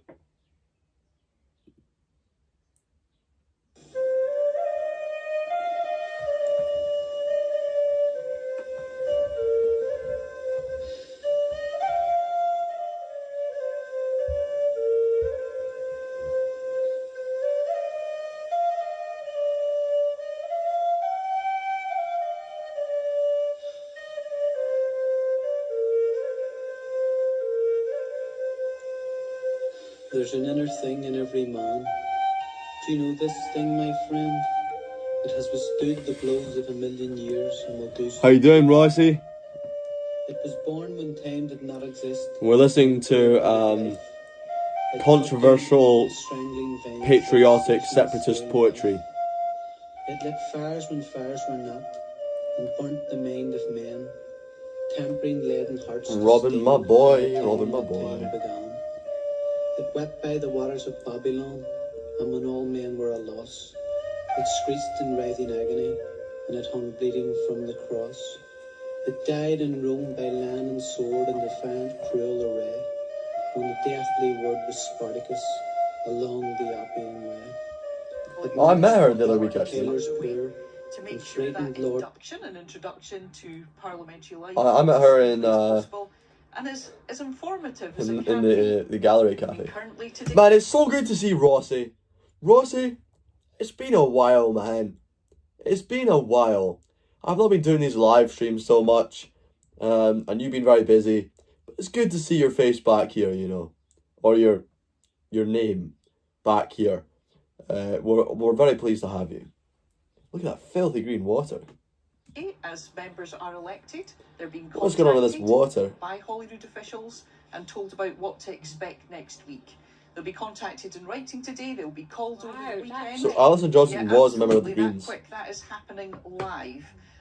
There's a lot to take in as a new member, and it's about getting the balance between making sure members have the information they need without overwhelming. Behind the scenes in Holyrood today, much work is underway to make sure that induction and introduction Yeah, W. Rossi, to yeah, no, I parliamentary like him. life goes. He doesn't need to show his face. I mean, that's not... I didn't mean to bring in the face in that kind of way. It was just more of a case of... It's what I would naturally say. I thought I saw my face there. I can't lie. Did you guys just see that? I saw like a flash of... That's what I saw. I thought it was me. Is it kind of like my smile? Hey, you know what? Look at this guy. Isn't it kind of like my smile?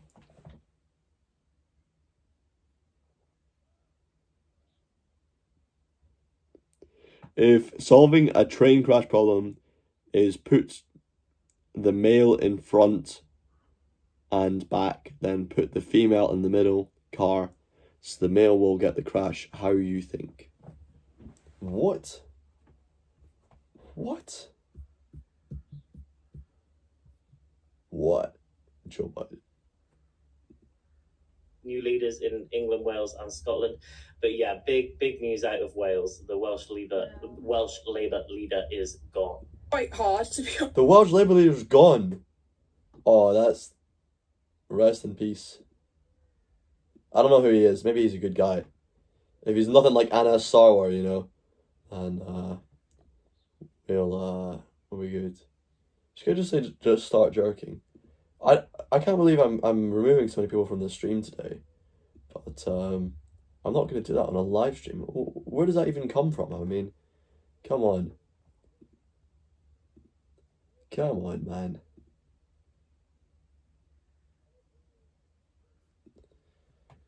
How did the earlier stream go today, actually? I'm curious now.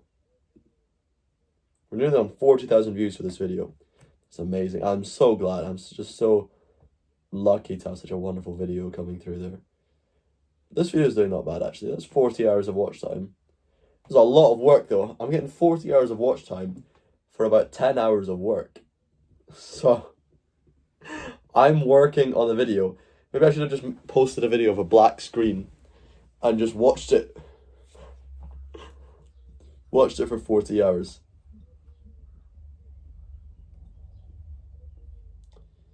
If you launched an OnlyFans, I'd be rich in 3 hours. Would I? Well, I need some money, so maybe I should. But on a serious note, I don't actually think people would purchase it. I think you'd be surprised by how little people there'd be. And what you'd find much more of would be people who just decide, oh yeah, I see, this guy is not serious. And therefore we cannot trust his view on things.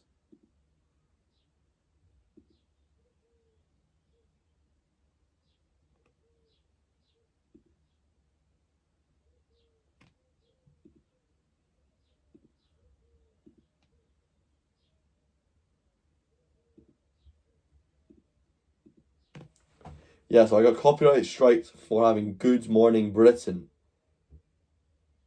on my live stream earlier. Oh, a great Yarmouth clean sweep, by the way. Yes, I saw. Actually, not just Great Yarmouth, all constituencies, I believe, that he was standing in, all 10, he won. All 10. It's an enormous victory for Rupert Lowe. Don't worry, Sir Robin. My views are lower than that. That's what stopped it. Play Jacobite music. Kind of have done already. Who won and why you hold elections on a weekday? It's a good question. They're always on a Thursday. I'm sure it's something to do with them wanting to get them into Parliament on Monday and what they want, a weekend of rest, or one person needs to work on the weekends to do something before they can come in, something like that, I'm sure. Oh wait, what was the watch time? 29. It's actually good for a short stream, I think. Because this was 34, yeah. What were the average viewers? 8. That's so good. 8 viewers average is really, really good. I bet we've got nothing close to that on this one. Yeah. Oh, it's 7. Alright. But yeah, nobody's won yet. The results come in at 6, complete at 6:20.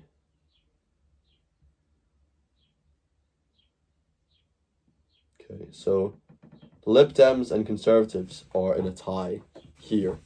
But in England, Lib Dems have massively overtaken the Conservatives. I actually don't know much about the Lib Dems. Let's find more about the Lib Dems, because they're going to be competing with Reform, and it's going to be basically the main question in the next election is not Reform or Greens. The big question is Lib Dems or Reform.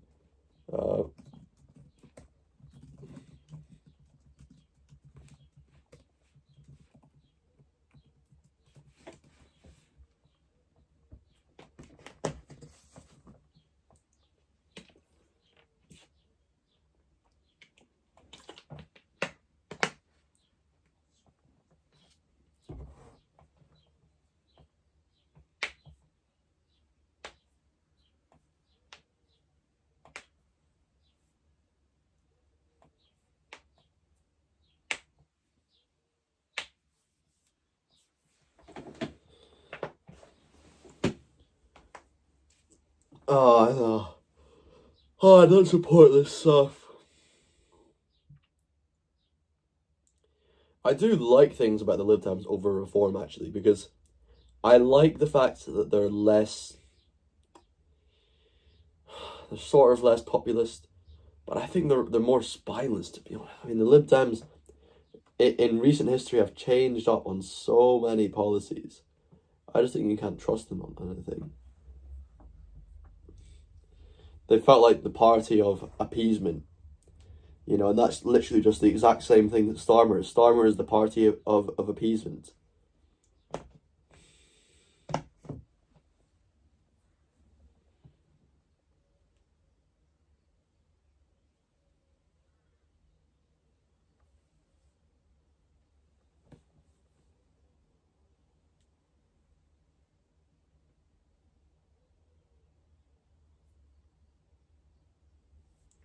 Yeah, they're quite green actually. They're kind of just like the Greens, but not crazy or extreme or Jewish. So, yeah, I think Lib Dems are a no-no, really. They're a party of appeasement. They want strong net zero plans, duty of care for the environment for all companies. That's just going to be expensive for business. Because I know so many businesses, small businesses, that have gone under because of this, you know, sustainability practices and everything with the EU and with the left-wing influence. Are you a member? Why do you have the... Oh, you're a moderator. Ah, that's why you're here. Well, look, Craving Book, feel free to do what you want. You've been in here for a while. I suppose that's probably why I made you a moderator. I can't actually remember making you a moderator, but you've been here for a while and I trust you enough, so I think you'll be very good at being a moderator. I trust you that. Robin, you're the rarest framed pictures in the world. This picture here. Why do you think it's so rare? It's quite a normal picture. Anyway, trying to destroy the pubs in Scotland the way they are in Ireland and England. Yeah, man, just yeah, if somebody's... I suppose you don't need to worry too much. The main thing is if somebody's spamming and you can see I'm not able to click on them or something like that, I just ask you to get them out. For first time in Celtic games, is it okay to buy a cheap kilt? No. No, it's not okay. Don't buy a cheap kilt. Ever. What I would say is if you can't afford to buy a quality kilt because it's too expensive for you, just buy the material. Do what your ancestors would have done. Right? Just buy the material and just have a makeshift kilt without pleats. Go...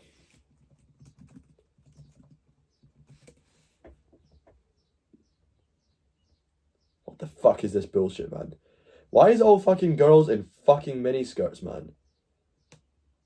This is the sort of stuff I see, and I really genuinely think the English must be like fucking with it sometimes, man. It really makes me go to conspiracy theories.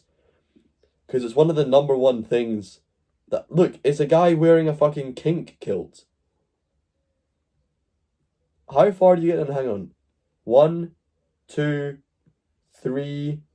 Oh no, not until the third row do you see a man dressed properly in a kilt. And he's actually got a very nice outfit.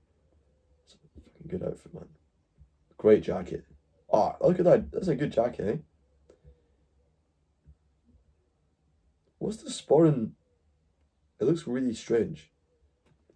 White socks are kind of a no-no now, I feel like, because people have realised why they came about, but black socks should be even more of a no-no, because we oppose them in Scottish culture.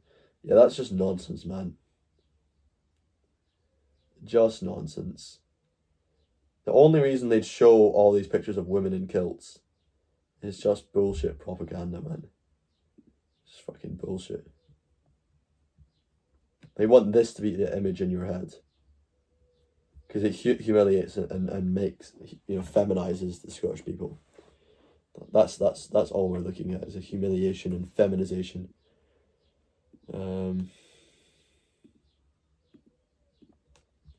What happens when you look at...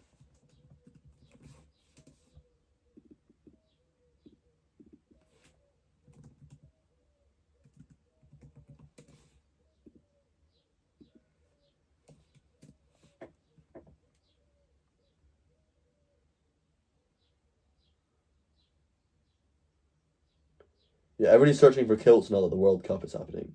But you can clearly see that people search for men's kilts way more than they search for women's kilts.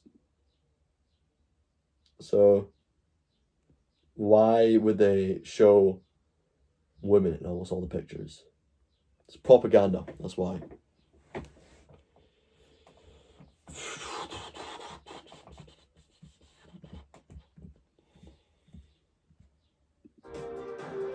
Ha! They thought Labour was going to be an 18%. Wait, is this polls or... Yeah, voting intention. It's the regional vote they're going for reform. Interesting. Almost as much as SNP. Yeah, we might see... We might see the reforms come through in the regionals. Possibly. But it's so clear we're going to have SNP victory. So clear.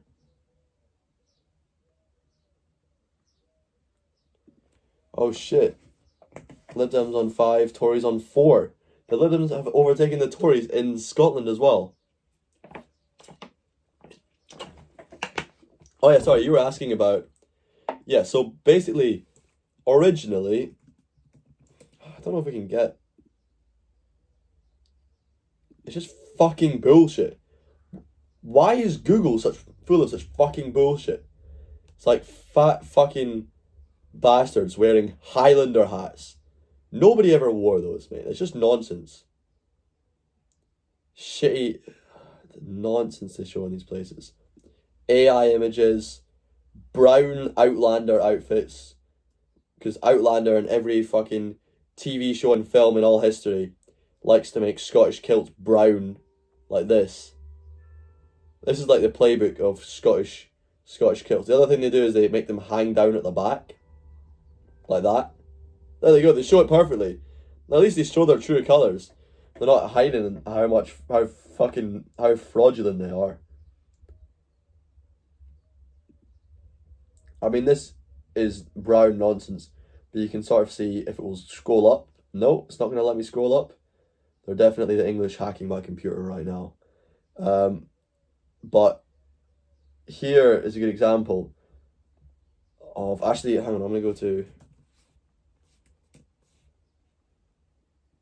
traditional kilters.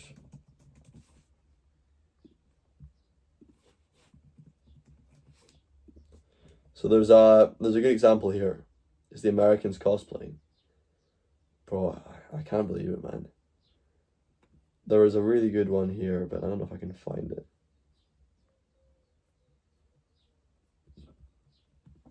Oh, you know what it was? It was a Peter McDonald. He was with Peter McDonald. This guy. If you don't know who Peter McDonald is, by the way, he's really amazing. A great character. So-called the Culloch Coat.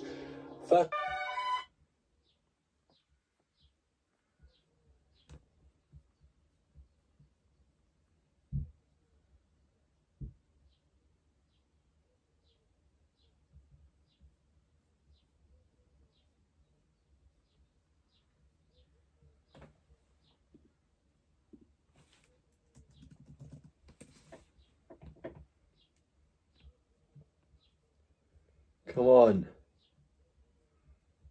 Yeah, it's probably the English hacking my computer again.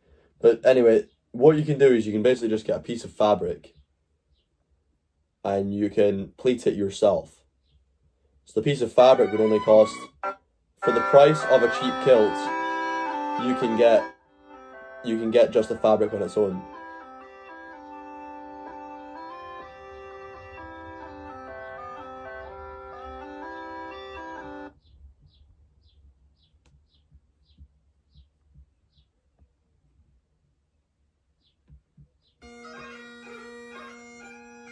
Holy shit, that's great.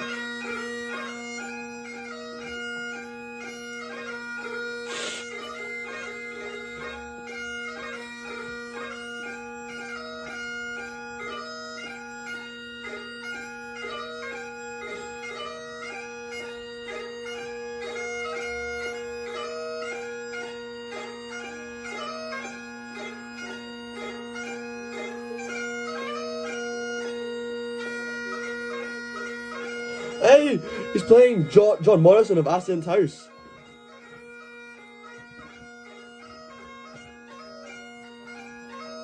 This is my tune.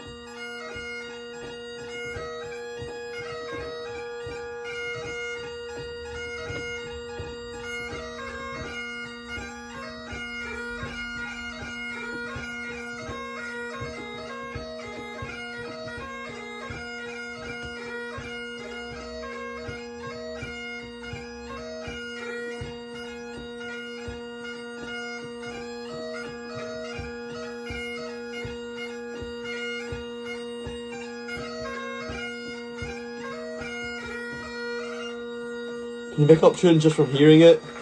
Yeah, if it's a simple tune, but if it's complicated, like that tune, John Morrison of Aston's House, that took me a very long time to sort of get to grips with. So if it's a challenging tune like that, then I'll...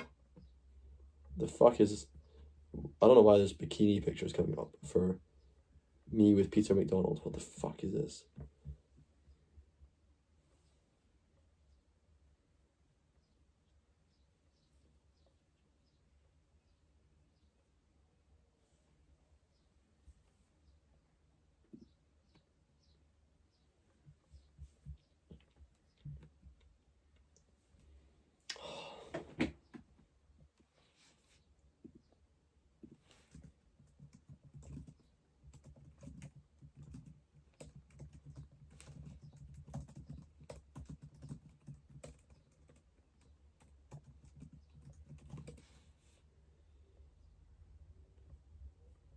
What the fuck is this, man?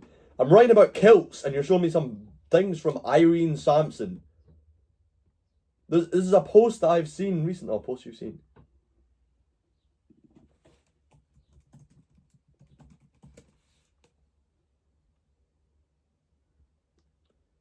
Why do I put posts you've seen and it shows me a bunch of things that are not posts? The Culloden coat.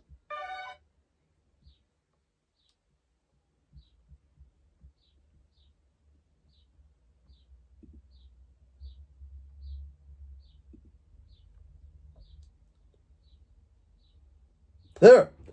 Finally, man. Whoa, it took so long. Right, this kilt that this man is wearing on the right, you can see, has not got the pleats sewn in. Right? He's done them himself. So the man on the left is the most respected tartan historian I'm aware of. Yeah, look, this is the kilt. So if you can't afford a kilt, do this. Look, you can do that yourself. It doesn't take much skill to like put those things on and then just have it in like that. Because then, you know, the whole skill element of getting everything all nice and perfect, you just need to put these things on and put the belt through it. Make it bigger. Guys, I was born with these genetics, okay? Boom. It's really big, eh? Yeah, so this is a really good example. No, I've been reading you repeatedly writing, can you play Jacobite music? I played Jacobite music a number of times during this stream, and I did so also upon your request already earlier, so your persistent requests for Jacobite music are not going to change my desire to play it. But I want to actually save this on.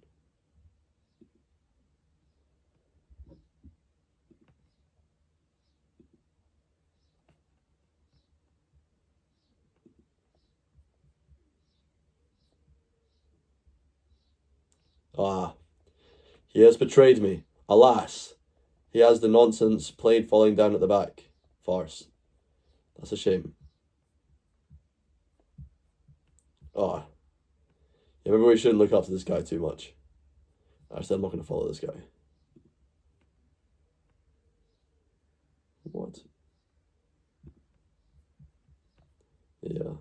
But that is nonsense.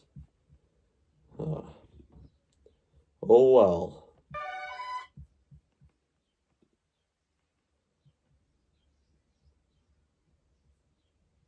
I need to stop going on Facebook because I'm going to show the names of people I know.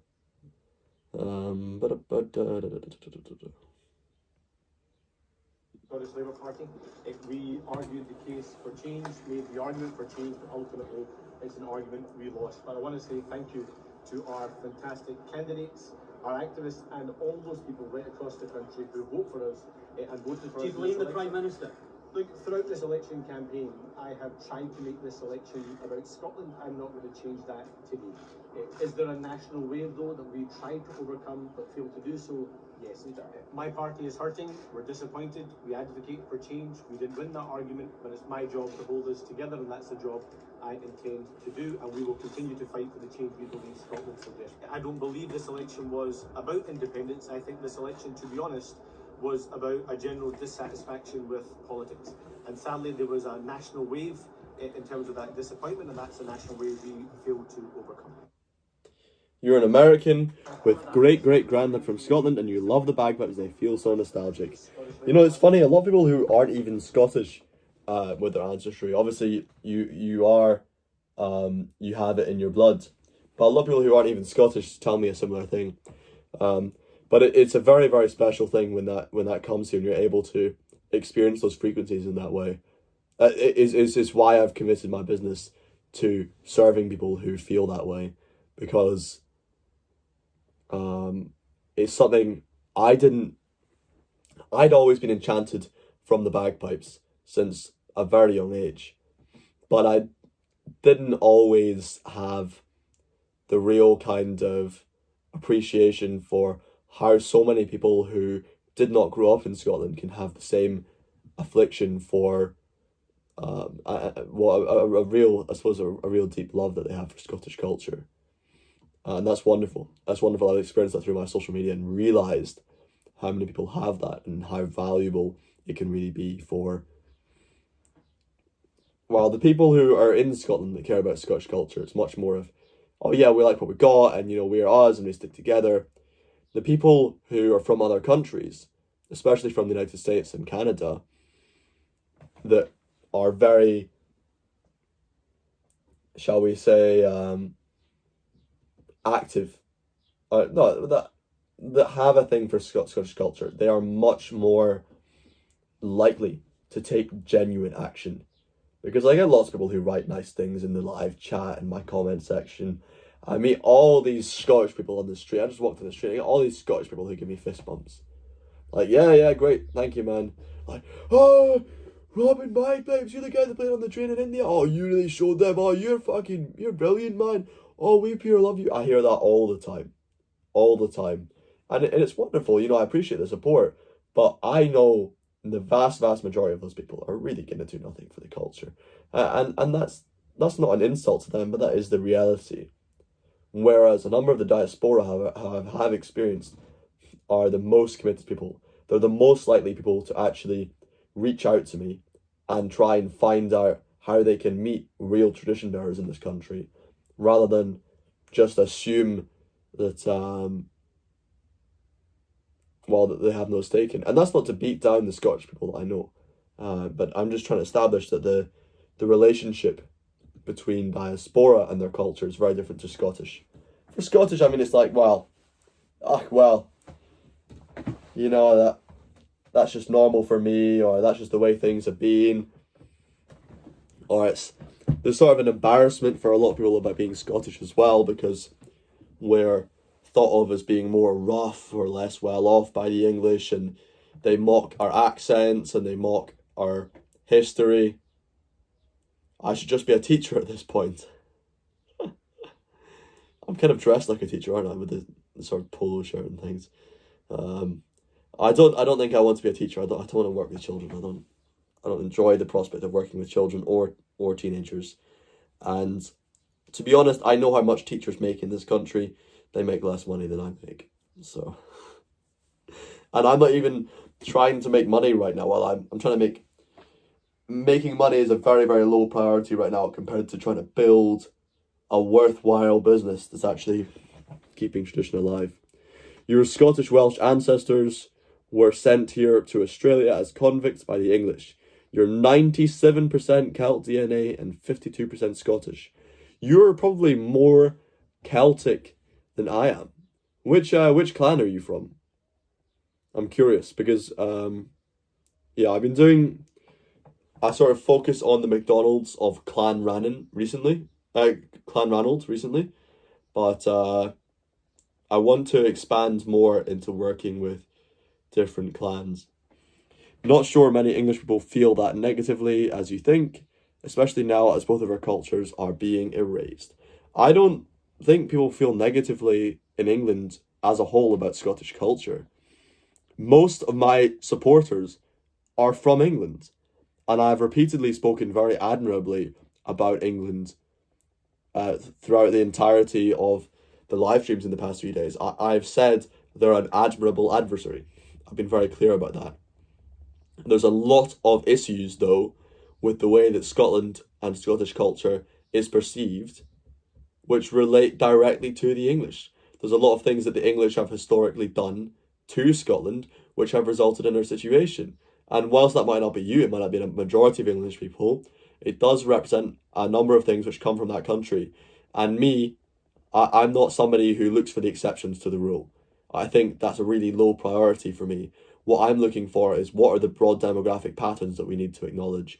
And acknowledging the broad demographic pattern that, well, certain people of certain religions have certain bad and negative influence is really important.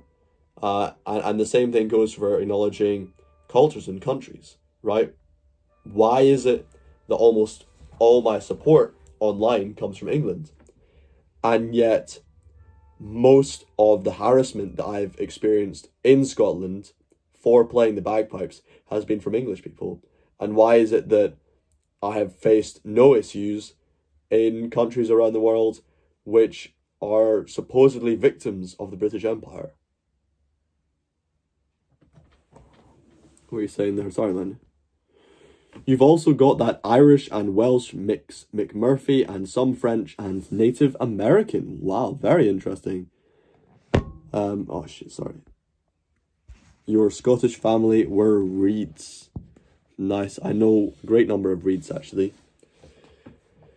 Kinloch, Orr, Campbell, McLean, Wallace, etc. Your family tree is full of all Celts. Campbell is one we're probably going to do some sort of event for soon. Maybe McLean. Kinloch or Wallace, we're probably not going to do those. I think I'm probably going to have to do a grouping for some of these like smaller clans, because I've got a lot of people who are requesting things, but there's only one of them, and I prefer to do events with a sort of decent-ish size group of maybe less than 10 people always, but at least a few people, so that we can try and connect people who are in the diaspora and have this kind of genetic connection. And probably what I would do is I would group together clans who were from similar areas or had historic ties, because that would add a lot of meaning and value to the story I was telling. Hello there, Ginger Patriots. Good to see another Ginger Patriot here. Really, really great. I love having so many people in the diaspora coming on and supporting these live streams. I think we've had it more on YouTube than on any other platform, is just the influence of the diaspora, and they're all coming here and showing support for what I do, keeping their culture alive, and the extent of dedication that I'm seeing from people who have sometimes never even set foot in this country is astonishing. It is really getting to me. It's one of the things that gives me hope for the future of Scotland, is that I know so many of these people who are in the diaspora are often the most likely to contribute. And unfortunately, many of the people who are most likely to detract from our goals are possibly my neighbours, right? That's the reality. We argued the case for change. I found this video of Anna Sarwar very interesting, actually. He was clearly distraught and upset and tired and frustrated. I don't think he probably didn't sleep very well last night.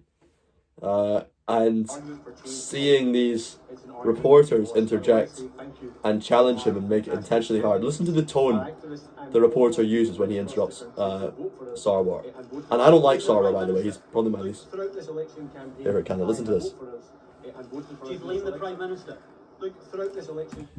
Reporters, I really... With social media, when I do all these interviews and everything, one of the things I really, really consciously think about is I want to continuously avoid this nonsense that journalists have, and similarly to avoid the nonsense that social media influencers have. I mean that very seriously, and I can see it in myself that there's a temptation during these live streams for me to say things that really I don't stand for. And I don't mean that I'm sharing beliefs I don't stand for. I mean that I'm unnecessarily rude, I'm unnecessarily blunt, I'm unnecessarily aggressive or emotive towards people. And this all comes from, in my opinion, the influence of the medium and the way that the medium kind of shapes you. I'm going to try and really look towards people who have existed and succeeded within this medium without submitting themselves to these kind of influences, because it's clear that there's a lot of people that are able to do that. You're the real deal, bro. Thank you very much, Mr. McMurphy. Well, you know, I do what I can, and I'm spending a lot of time trying to have an actual proper, decent, significant influence on our culture, and that is a priority for me. But it's gonna take it's gonna take a lot more work. I really genuinely seriously don't believe I work hard enough. I don't work fast enough. I think I deserve everything I have and nothing I don't. I really believe that. Are you really tiny, or is that water bottle huge? Well, this is the size of the water bottle. So that's up to you, man. McMurphy, yeah, a lot of Americans today, Appalachian ancestry, have that same mixture, yeah. And obviously, as a lot of you probably know, in the Appalachians used to be connected to Scotland, right? Scotland had a connection with the Appalachian mountain range. He shrank it with black magic. That's what she said. See, look what you're doing to me. Now, after being on social media, I'm making crude jokes about private matters in the bedroom that I would never normally comment on. I think there's an avenue, I suppose, for all these things. You know, there's places for all this stuff. I think the world stage is not the place for all of these kinds of pieces of language. I think these are things I might happily say with my friends, but I'm not sure that I want to build that relationship with you guys. But I think carefully. I genuinely think, by the way, this lady, for a Green candidate especially, was really clear-minded and quite sincere. I find a lot of Green candidates to be very and then to look at our manifesto and insincere. See, can we agree on things within our own manifesto? And that's a whole process that we've got to go through. We know that obviously the Butte House Agreement didn't work out in the end, and there's a lot of trust that needs to be built within that environment. With John Swinney as the new FM. Actually, you know what? I think the co-conveners are reasonably sincere as well. But like, for some people like Lorna Slater, Emma, what was her name? Something Chapman? What was the name of the lady who was the co-convener before? I found to be very, very insincere, and I've got trouble with that.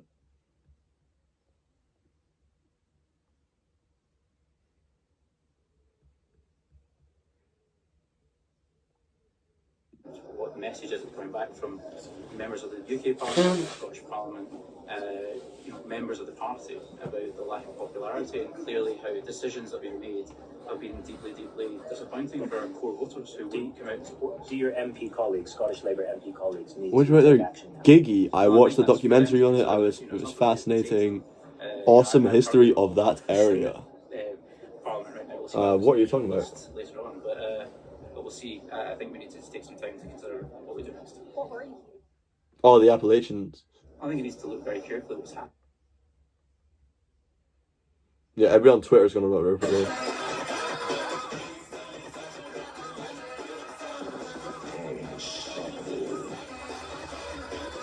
Holy shit, man.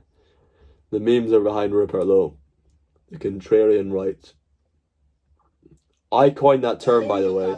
If anybody starts using the term contrarian right, you can tell them I coined it. In fact, you guys should all go and use it in comment sections of videos to talk about Rupert Lowe. Say, oh, Rupert Lowe, yeah, I love the contrarian right, or whatever. And then credit me. Be like, oh yeah, by the way, I love the contrarian right. By the way, Robin Bancroft is the original copyright holder of the title contrarian right, and he invented the term specifically to talk about Rupert Lowe and his Restore Britain party. I'll appreciate that. That'll make me feel warm and tingly in my testicles. Right, okay. Belter, I know who I'd vote for. Can I ask you a few questions? As a Labour candidate, yeah? How are you? You've been in, you don't speak English. You do speak English? No.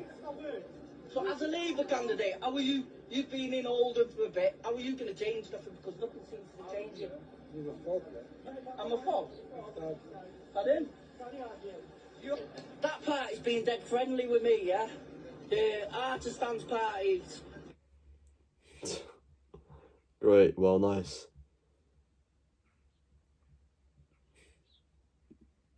Crazy that I could have more Celtic DNA. You have 2% English DNA. I'm part Norse. On my mum's side. My dad. Norwegian. Sons of Older.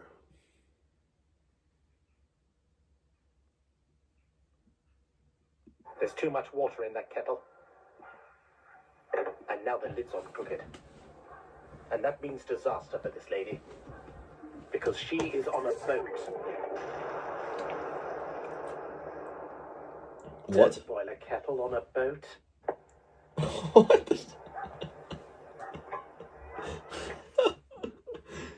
Don't boil a kettle on a boat. I would say the same. Well, most people are at 0, so technically you are kind of racist. Isn't it? Would you ever live in an apartment full of black people? No, that's like a refugee camp. Why are you racist? My grandfather was racist. My father was racist. I'm racist. It's in my DNA. On a scale of 1 to 10, how would you start you? To all the immigrants. Go for it. You have a country. You have own country. Fight for your country. This is your country. This is my country. You're not welcome here. I'm not gonna lie. Yeah. I don't feel bad for that. Yeah, I'm a racist. He's racist too. Yellow people and also like black people. Yellow people. Who are the yellow people? The Asians. Would you let a black person date your children? No. Why? Because of the bloodline. To be continued right. Not other country, not other, or Arab, or Muslim, or must be Christian, must be white. Wow. We are in a different race. Insane. Because I actually think he'd be better than Keir Starmer. Nigel Farage says that he wants a system that is a more insurance-style system. So that means you have to pay, and that means that it's not free at the point of use anymore. I think that is really dangerous territory. I'd be okay in that system, by the way. I'd benefit from it now. But when I was growing up, I wouldn't have benefited from it. And my son probably wouldn't have survived if that was the system at the time. So I think it's really dangerous what Nigel Farage is offering in the NHS. Which is favourite beer in Scotland? I think the overall, what's the most popular beer in the country? I would guess probably Bellhaven best. My personal favourite beer would probably be like a Maltsmith's IPA. Yeah. Nigel Farage, I can't really put all the blame on him. So I actually think he'd be better than Keir Starmer. Nigel Farage says that. Thanks, President Trump's 1.5 trillion defense budget. This War Department has moved from bureaucracy to business. Aircraft and ships. The Department of Defense allowed contractors to double dip. Wait, let's see this thing. For decades. A broken Pentagon bureaucracy was doing the same thing. Bro, what's with these suits, man? What's with those shoes? Needed more weapons, aircraft, and ships. The Department of Defense allowed contractors to double dip at your expense. They charge you, the taxpayer, to build their factories, and then charge you again for the final product. And despite paying companies to make weapons faster, What is this trend in suits, man? Am I being dumb, man? Everybody's just wearing these. What is going on? Like, how are people in this position and they don't have a tailor? Paying companies to make weapons faster, schedule delays were constant, and cost overruns were the norm. All while their CEOs got rich. But today, President Trump's War Department is flipping this rigged system on its head. We're not tolerating delays in production or cost overruns anymore.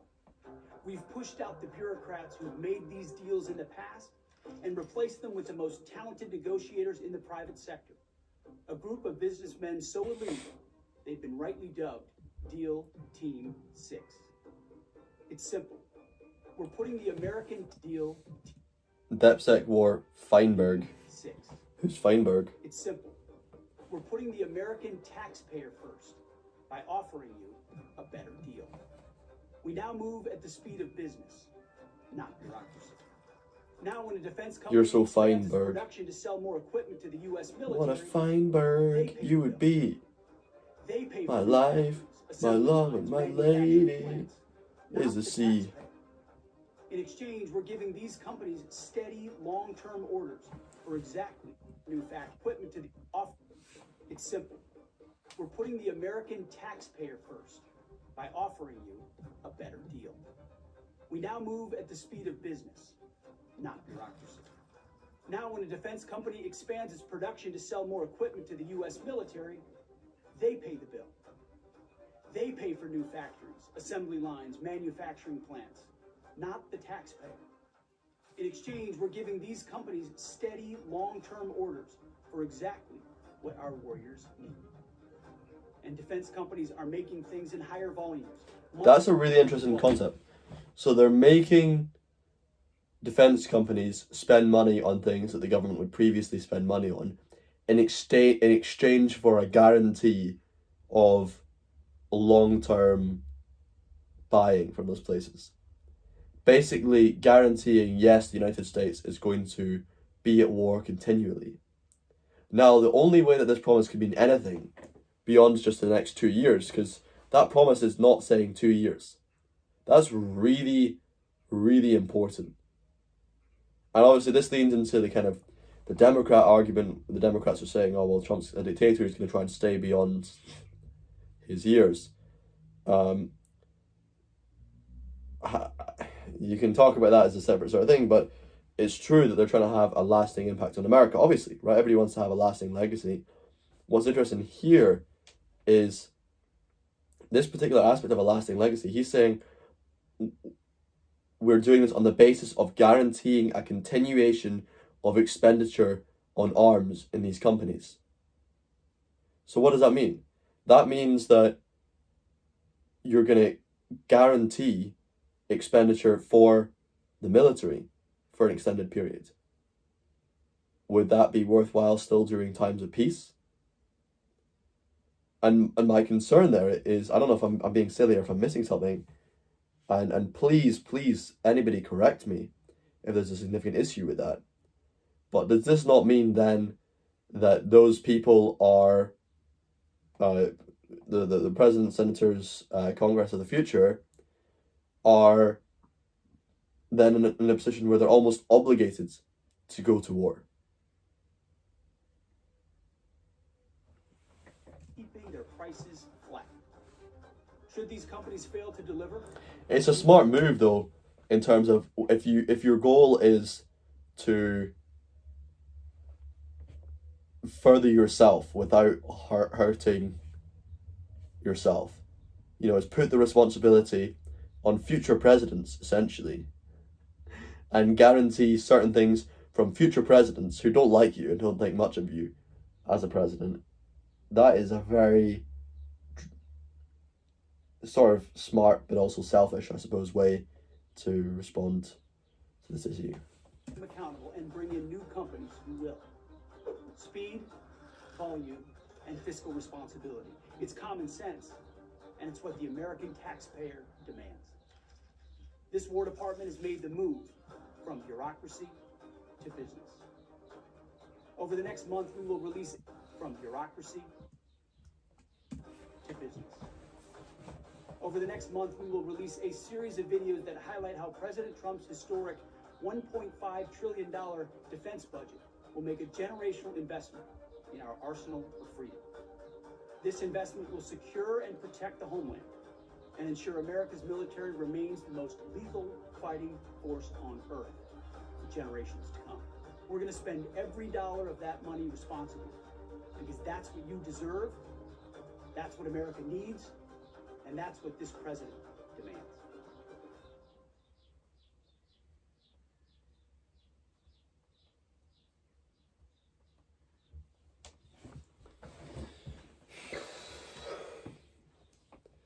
Wow.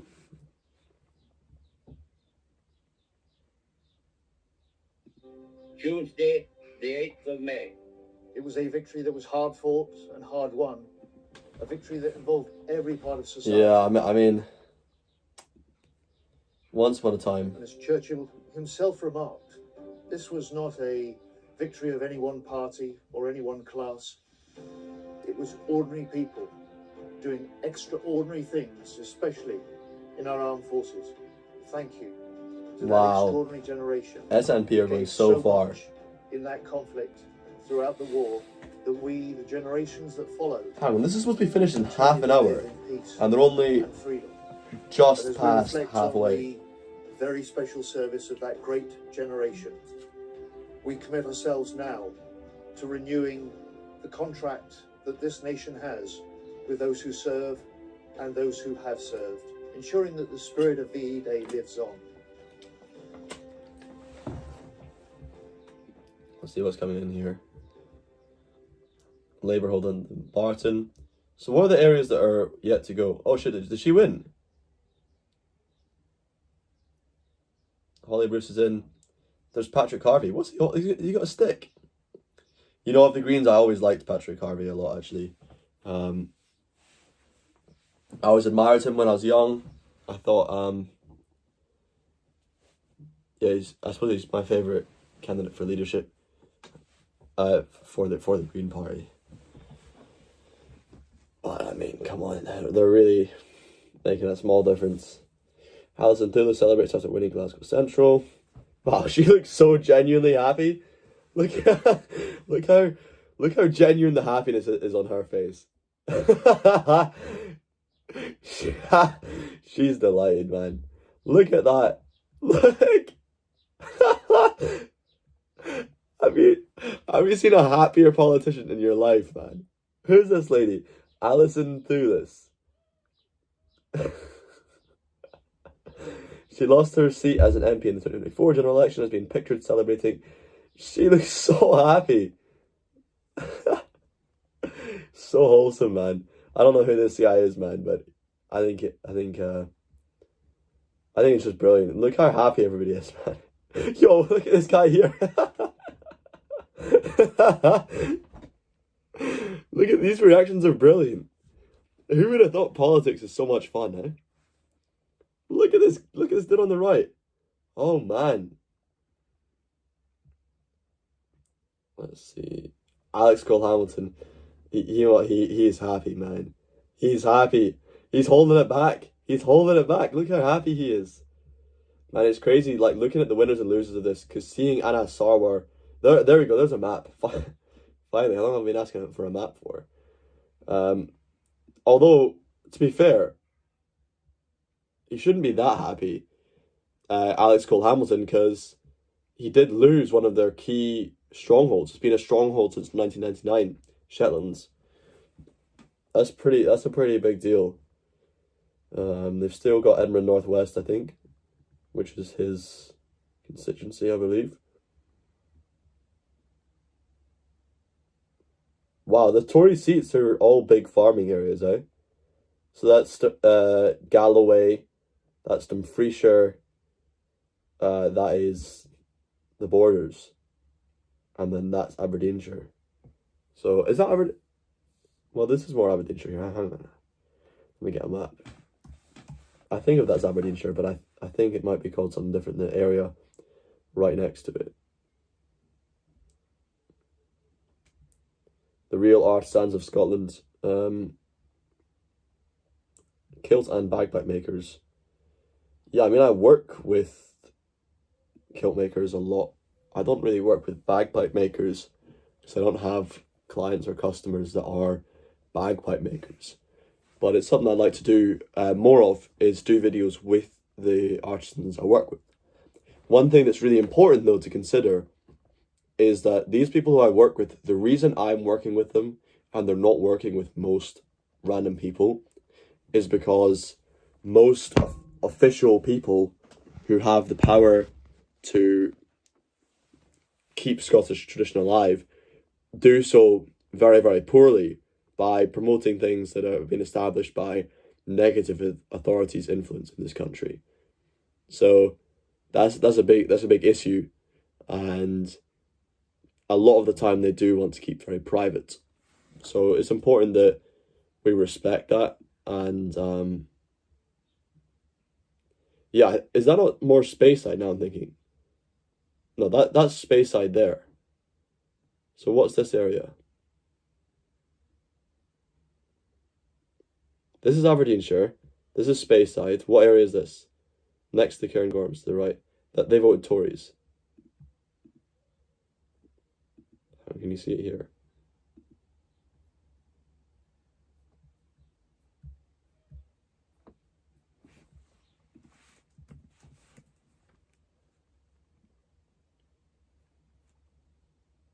The fuck? Why is it so slow?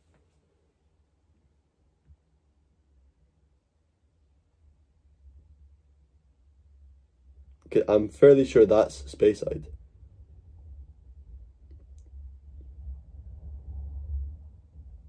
North of the Tay.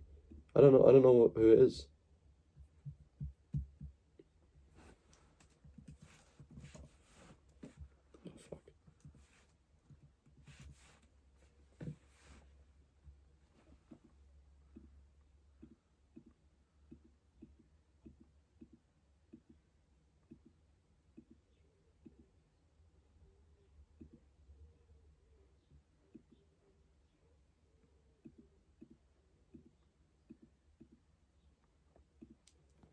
Why is it not on there? It's gonna really bug me. Because this area here is quite low population, I think. Braemar is there. Ballater. What, is that the name of the area? Ballater. Balmoral's here as well. It's a pretty key kind of area. Strathton. Oh, here's the thing, that's Aberdeenshire. That's Aberdeenshire. To me, this is what I thought of as Aberdeenshire.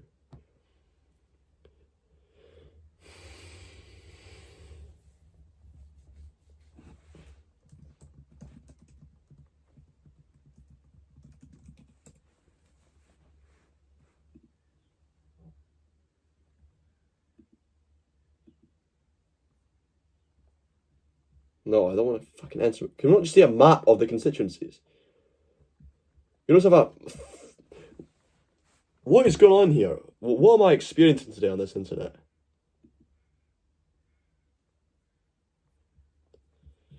Give me a map. I want a map.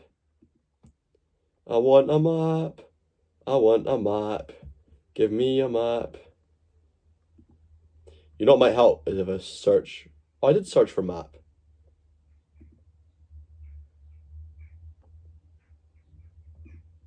A to Z. A to Z doesn't sound like a map to me.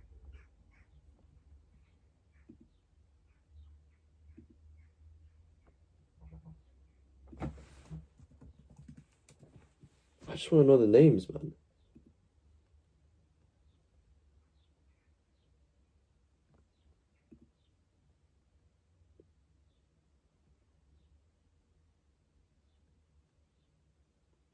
Come on. Come on, man. Am I being dumb? Do you know what the areas I'm talking about here?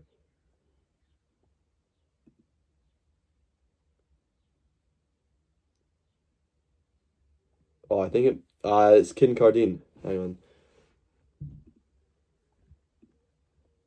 Kincardine's over there.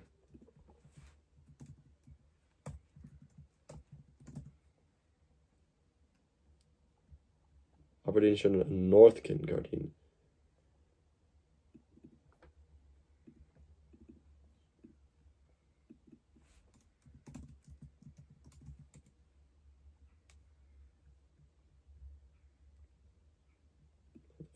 The area, not the town.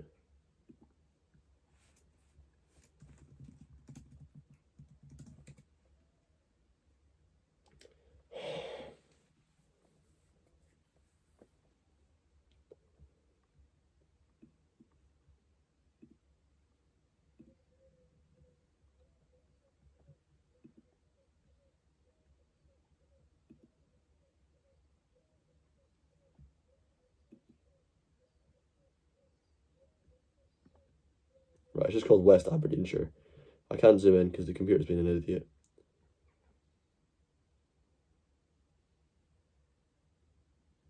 Let's see, Gordon.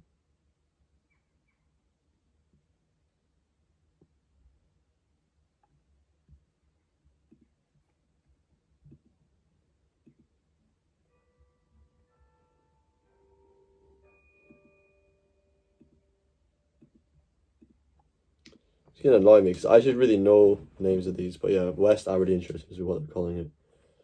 I suppose. I mean, Aberdeenshire, people use Aberdeenshire pretty broadly because they count it all the way up to the Fraserburgh and stuff.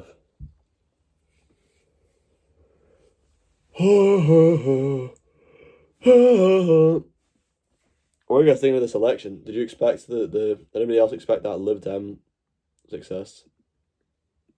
I was blown away by it, but maybe that's just me. In England, Lib Dem's on 542 candidates.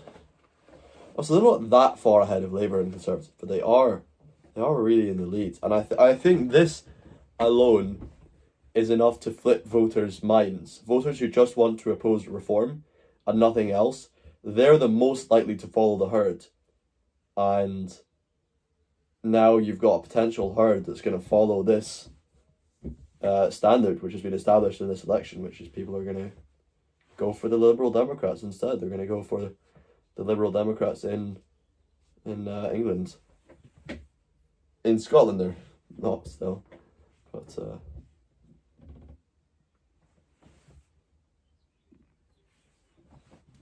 it's not updated.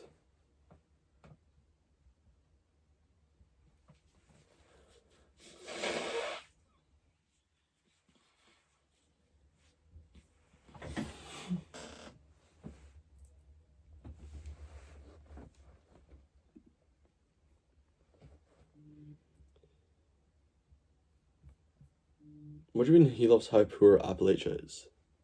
What are you talking about?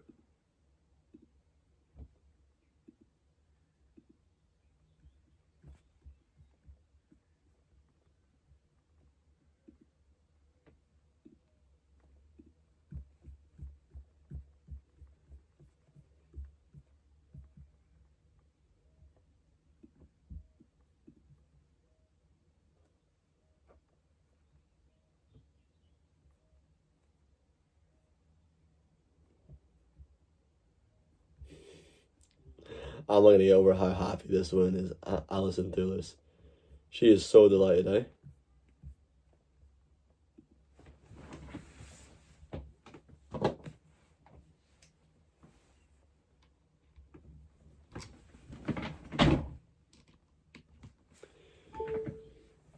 I wonder what video... Oh, actually, I'm going to be up in... I'm not going to do any videos today, I don't think, so...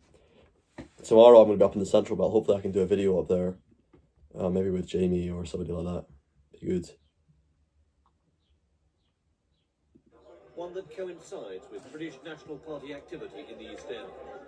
The BNP was formed 9 years ago after a split in the National Front. Meeting at Parliament Bethnal Green, they explained their simple philosophy. We want a final solution to the racial problems of this country. Our solution is repatriation. We want these people out, and that's why we're marching here today. The BNP agree they are racist. They are not interested in nationality, just race. What's your real aim? To put the British people first, no doubt about it. in repatriation? Of course. Including black Britons, born in Britain? This is crazy. I don't really know about the BNP. Will never ever work out. It's not in the interest of the British people to have millions of immigrants flood into our country. So yes, at the end of the day, the parents came here, the children, the offspring will go back. Best of luck. So to we repatriate those born in Britain? Yes, indeed, so yeah. The BNP operate at street level, taking advantage of local... So what they're calling repatriation This March is what we now call remigration. stabbing of a white pupil at a local school. The incident happened 9 months earlier, and the court has already thrown out a case involving several young Asians. The BNP refused to let the matter drop. They've held rallies and leafleted at the school gates.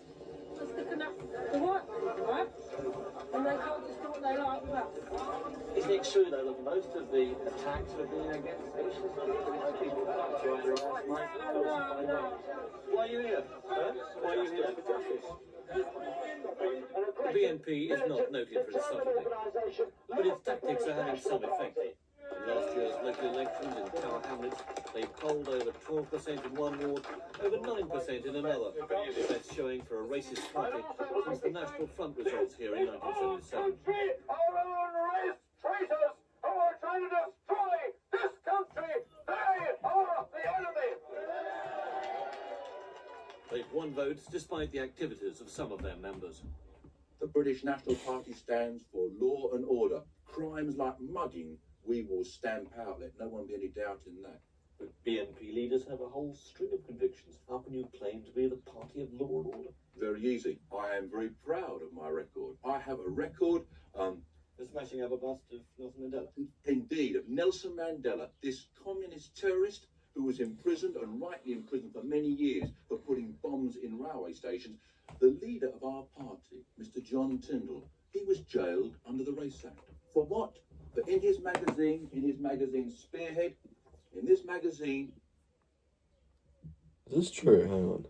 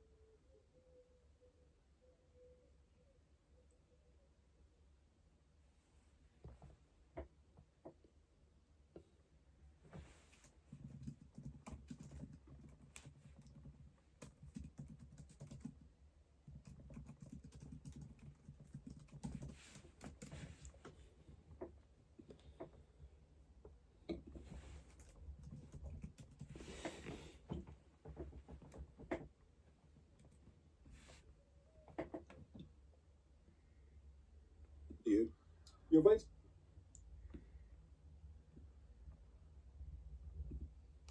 waiting for an administration that saw a biologically male prisoner who arrested and charged for assaulting a woman in the women's wing of a Scottish prison, put there by your administration, especially in the context of the Isle of Brighton case, where a double rapist was located. Oh, nice, man. Prison. So Am I researching Mandela? I had a little look into it. I don't think there's much credibility on those claims. Giggy's such an interesting... Is that your name, Giggy, or Amelia? As the First Minister quite rightly outlined, that the Supreme Court judgment is not one that we nor nobody should nor could disagree Amelia. with. But when people are voting for the SNP, I'm afraid that they're voting for much more than that. They're okay, your voting name's for free higher Bridget. education. They're voting for free we're voting for what we saw last week. No junior doctors. No. What they're voting for, I've just been clear to her that I agree with you. Hey, still game, big up. Yeah, can play that.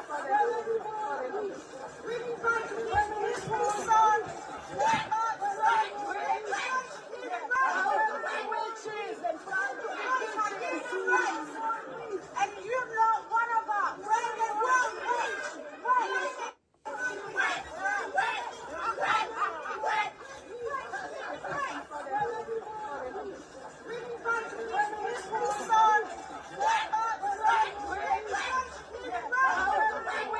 Wow. Which?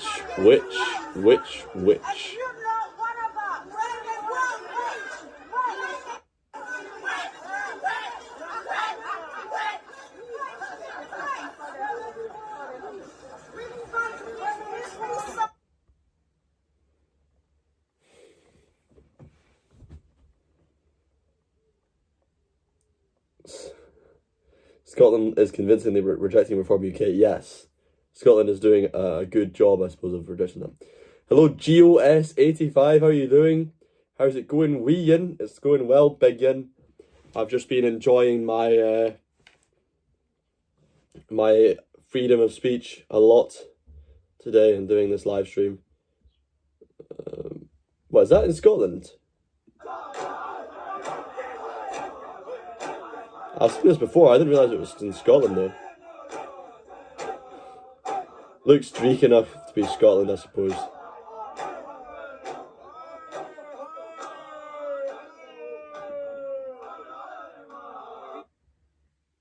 Well, glad Wales can be better. Wyth cant a dau, 802. Heritage Party, keep our countryside green. Pedwar cant a phedwar deg dau, 442. That's insane, man. The actual leader of Labour lost their seat. It's crazy.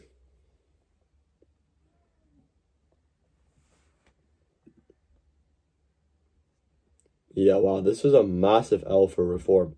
I didn't expect this much of an issue, because when you have, for example, when Malcolm Offord was going around these communities, he had so much support, actually.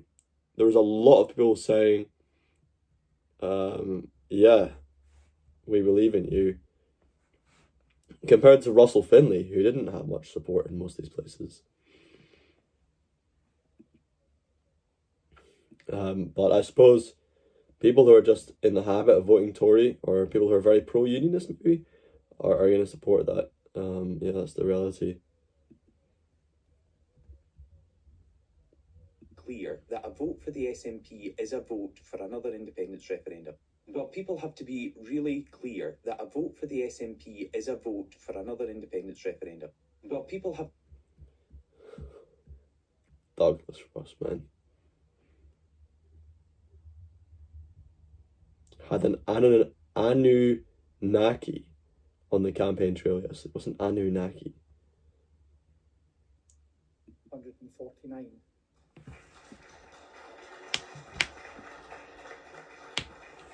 Runciman Ted, Scottish Conservative and Unionist Party, 1,351. Macmillan Stewart, Scottish National Party, SNP, 14,193. Shit, so Malcolm Offord didn't even get into his constituency. His constituency is already lost to the SNP. Nobody's got in. Well, it's defeat here in Inverclyde for Reform's Malcolm Offord as the SNP Stuart Macmillan hands up. Man, she's mastered the well, it's the listen to the voice. Well, it's the victory for Malcolm Offord. We are celebrating a wonderful victory. What a great moment for the country. What a fine day it is this morning. Hello, Amelie, how are you doing? Should I just introduce myself in that way? Hello and welcome to the Robin Bagpipes Show. You know what? I'm going to introduce myself on the next live stream like this lady. And only you guys will know why. Hello and welcome to the Robin Bagpipes Show. This is Robin Bagpipes and I play bagpipes in foreign countries. That's the things that I believe in. Now Reform UK appears to be seriously losing to the SNP. Onto his seat, I was able to chat to the Scottish Reform leader. I was able to chat. I feel like that's a really BBC thing. The way they say chat. Hang on, listen. I think the BBC have a unique pronunciation of the word chat. I was able to chat to the Scottish Reform leader briefly this morning here at Greenock Town Hall. He told us he was confident after seeing the results from England. We've had a good... Why does he sound drunk, man? What are you... Come on, Malcolm. Look at the English results. A stunning night for Reform. A catastrophic night for Labour.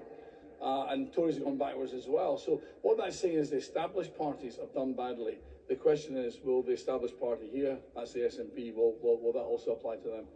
For now, though, with just over 14,000 votes, it's the SNP who hold on to Inverclyde. It's great. I'm absolutely delighted. I feel like this is the sort of voice you never see their face. You'll never hear it. And now it's time for Inverclyde. Does it work better if you hold my nose? And now it's time for No, it doesn't work. And now it's time for Inverclyde. Oh, Clyde. I can't do it, unfortunately. I've not mastered the BBC accent like that lady did. I think it's quite impressive. I think she does a good job, to be honest. It's probably a very good way of speaking if you want to speak quickly, I suppose. Yeah, look, some nobody bet Malcolm Offord in his own constituency. How about that?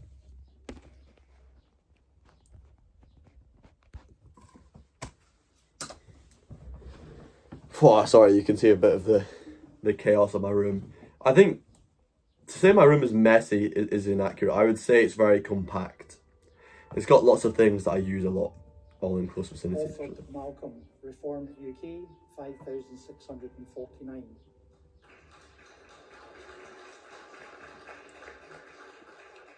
Runciman Ted, Scottish Conservative and Unionist Party, 1,351. Macmillan Stewart, Scottish National Party, SNP, 14,193. Wow. He almost had 3 times as many votes as Malcolm Offord. Well, it's defeat here in Inverclyde for Reform's Malcolm Offord. Well, it's defeat here in Inverclyde. No, I can't do it. I can't do the BBC accent. Well, it's the... Decided who it is you want to represent you. I wanted to come Decide who it is you want to represent you. Hello and welcome to the new channel on the BBC. This is the way that we're going to be presenting from now on. It's like the top 10 restaurant atrocities. Number 4, Burger King foot lettuce. Burger King foot lettuce is a horrible example of a bad restaurant. I feel like that's a development of the BBC accent. Thank you to everybody across the Bailston and Shelton constituency and right across the country who have come up over this campaign to speak to myself, Malcolm Offord, and who are backing Reform UK. The enthusiasm, the support, it is genuinely overwhelming, and I am so grateful to have this opportunity to stand for you, for the community.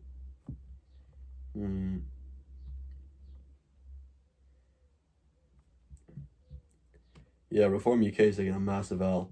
I think Reform needs to realise if they want the chance of getting Scotland, they have to be, if not pro-independence, heavily pro-devolution. That's the only way they can have a chance in Scotland.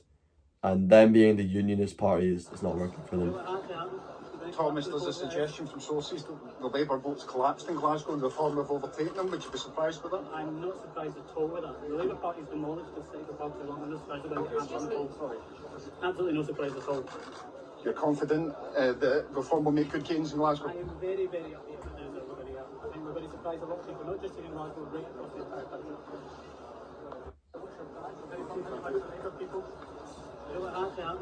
Part of the reason I think Reform are going to struggle so much in Scotland is because Nigel Farage's character, whilst it's got a strange charm that seems to appeal to English people, Scottish people find it completely repulsive.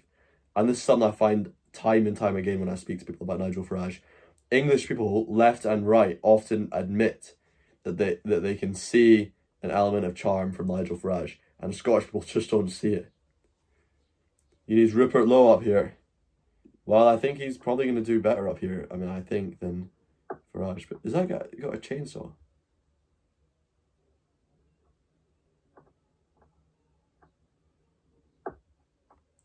That's mental, man. But to be fair, if somebody's trying to fight you with a chainsaw and you just have a hammer, it'd be quite easy to deal with them. Yeah, for the people who think that all Scotland's problems come from immigrants, just take a look at what the natives are doing. Yeah. Not the proudest. Right, I'm not getting anywhere with this Twitter stuff. This is taking ages to come through.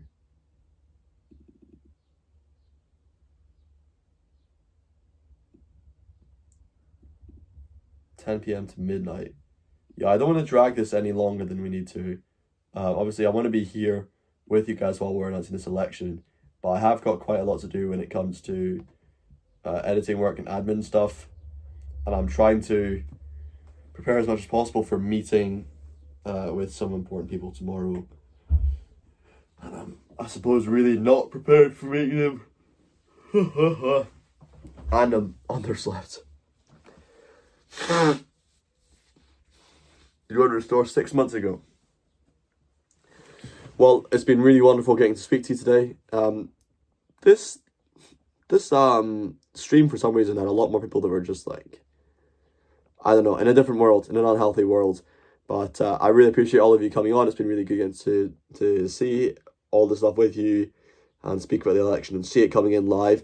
The next time I do an election, obviously this is not going to be possible for today, but in the future, I would definitely want to try and do this with people I know who are involved in the politics and be live, actually speaking to those people. I think this is the only way that I can really provide genuine, valuable insight. So next election that comes around, the general election, I suppose, I'll have at least one person who's much more of an expert in these subjects than myself. All the best. See you soon.